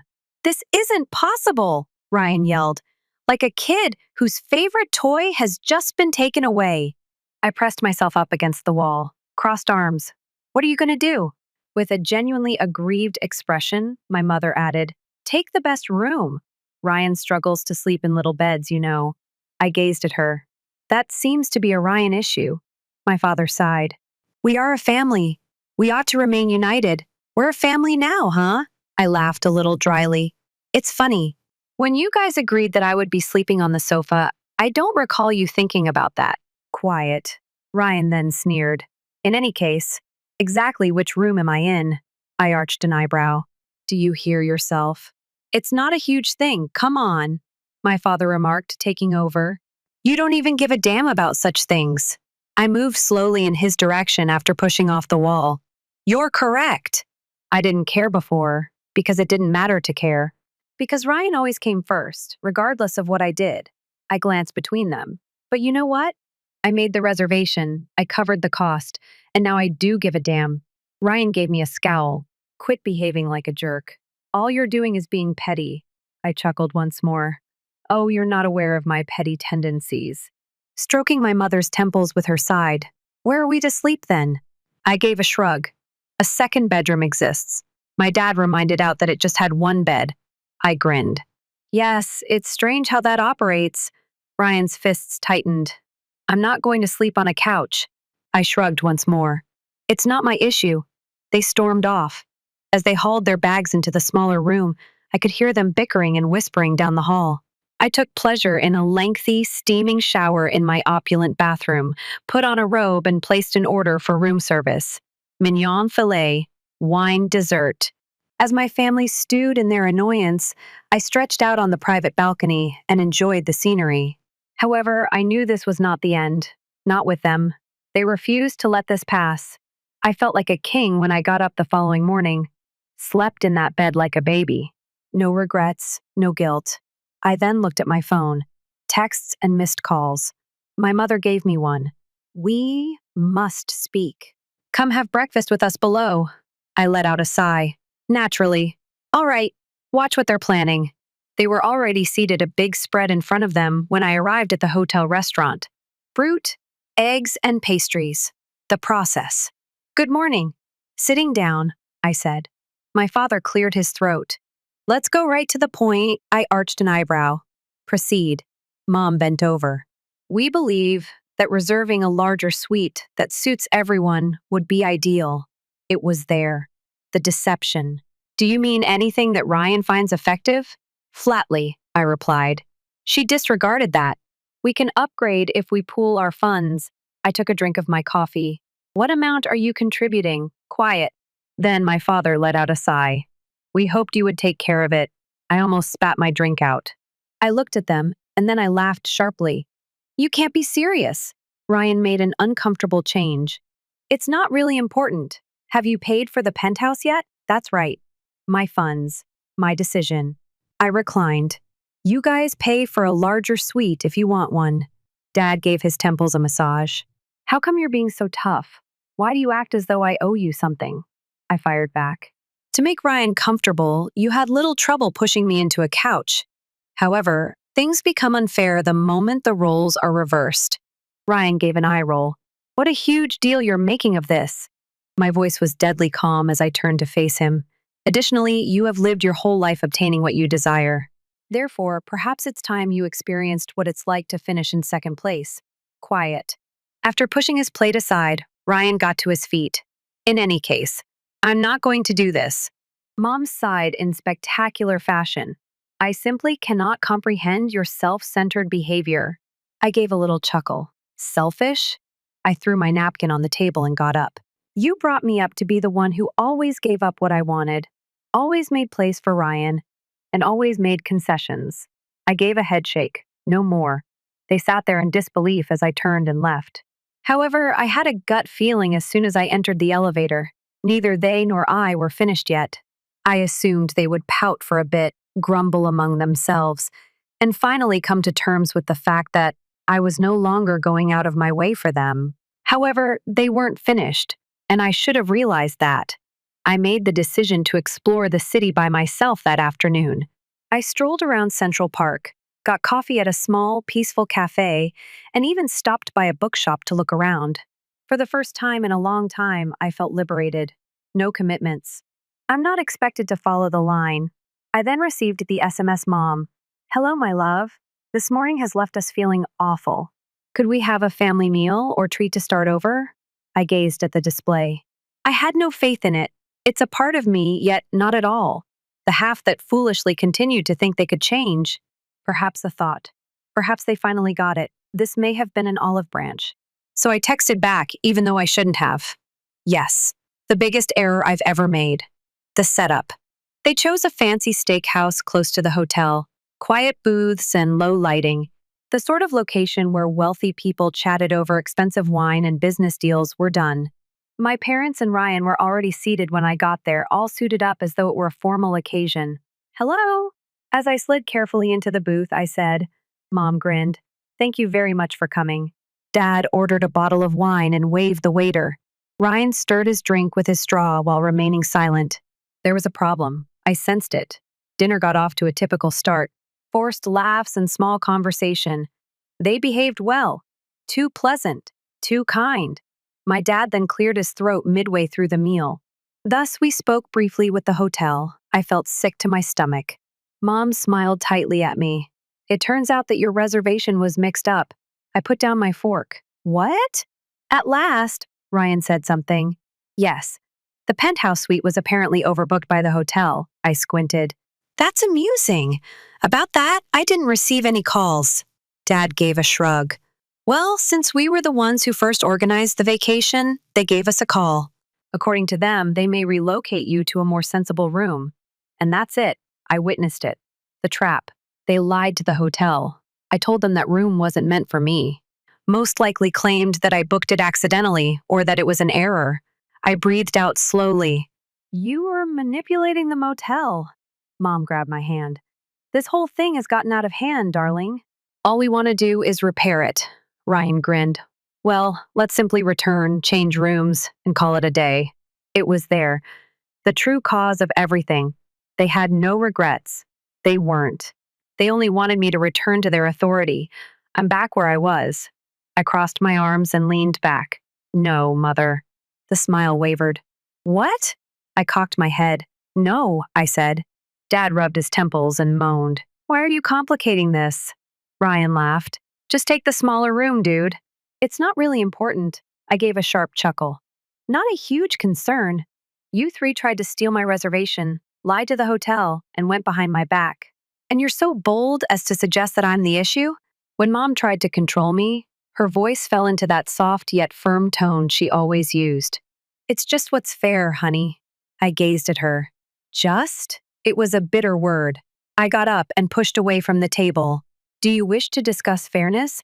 Treating me as an equal throughout my life would have been fair. Respecting the fact that I reserved that fucking sweetie would have been fair. Fair would be refraining from using deceitful tactics to obtain what you desire. There was silence in the restaurant. People were looking at each other. Excellent. Permit them. I took out some cash from my wallet and threw it on the table. Savor your meal. I'll be in my penthouse at the hotel. After that, I left. By the time I returned, I was incensed about the fallout. I strode directly to the reception area. The hotel manager grinned as he looked up. My last name is Mr. Good night, I interrupted him. Regarding my reservation, did my parents call? His grin wavered. They did, I'm positive. With a sharp voice, I said, "What exactly they told you is what I want to know." He paused, then let out a sigh. They. They said you had accidentally reserved the suite when you should have been in a regular room, and they were taking care of the change for you. I tightened my jaw. And you thought they were real?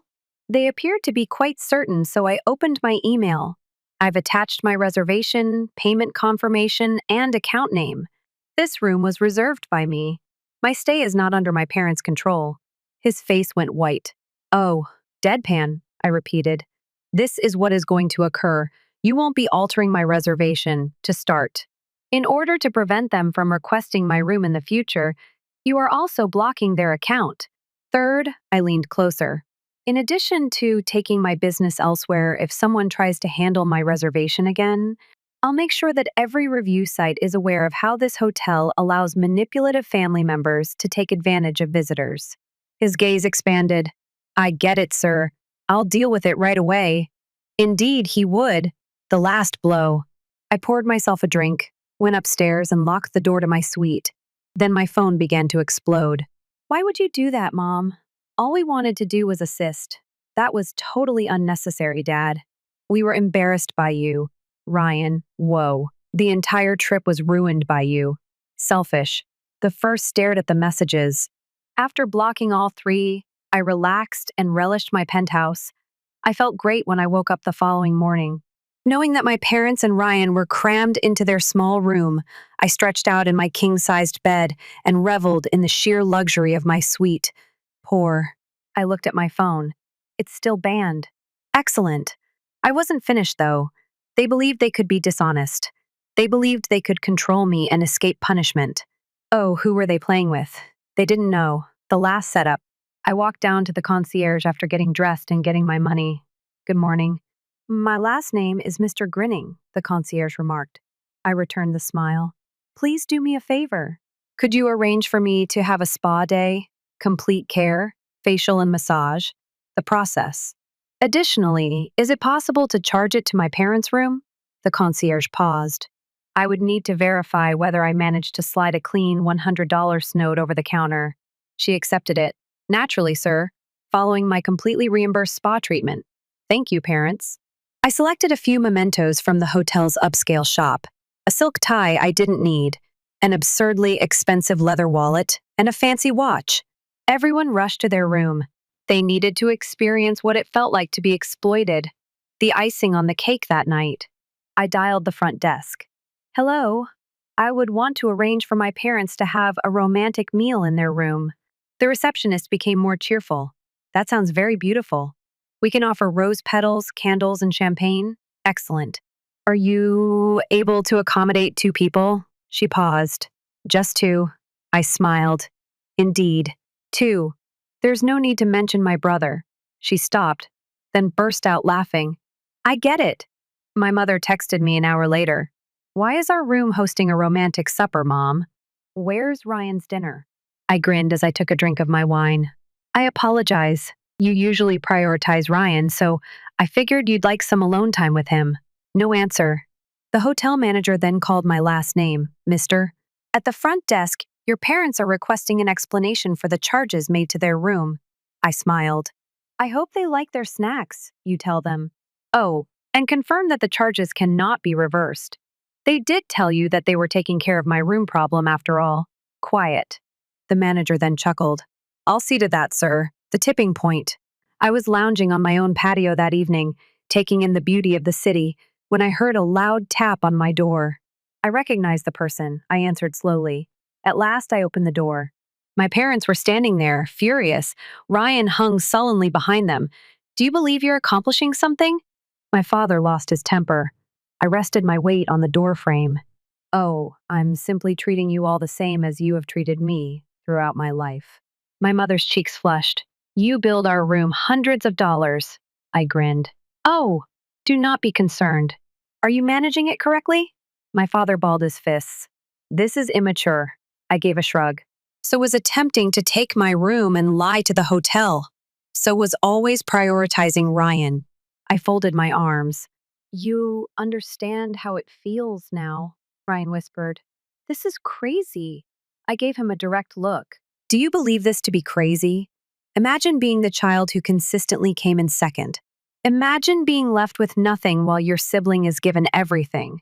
I inhaled deeply. This mess was created by you folks. All I'm doing is making sure you move in at last. Unable to speak, they stood there. After that, I grinned, took a step back, and began to close the door. Have fun in your small space. Click. The door is locked. The fallout. Ryan and my parents departed the motel early the next morning. Didn't even bid farewell. I didn't get disturbed at all during my entire trip. The hotel manager smiled at me as I checked out. When your parents left, they appeared to be quite upset. I grinned. Excellent. I then gave him another gratuity to ensure that no one ever touched my room. One last thing. I haven't spoken to Ryan or my parents in months. The quietest I've ever been. What's the best part? The luxury timepiece is still with me. I forced them to purchase me, and I always grin when I wear it, because I won for the very first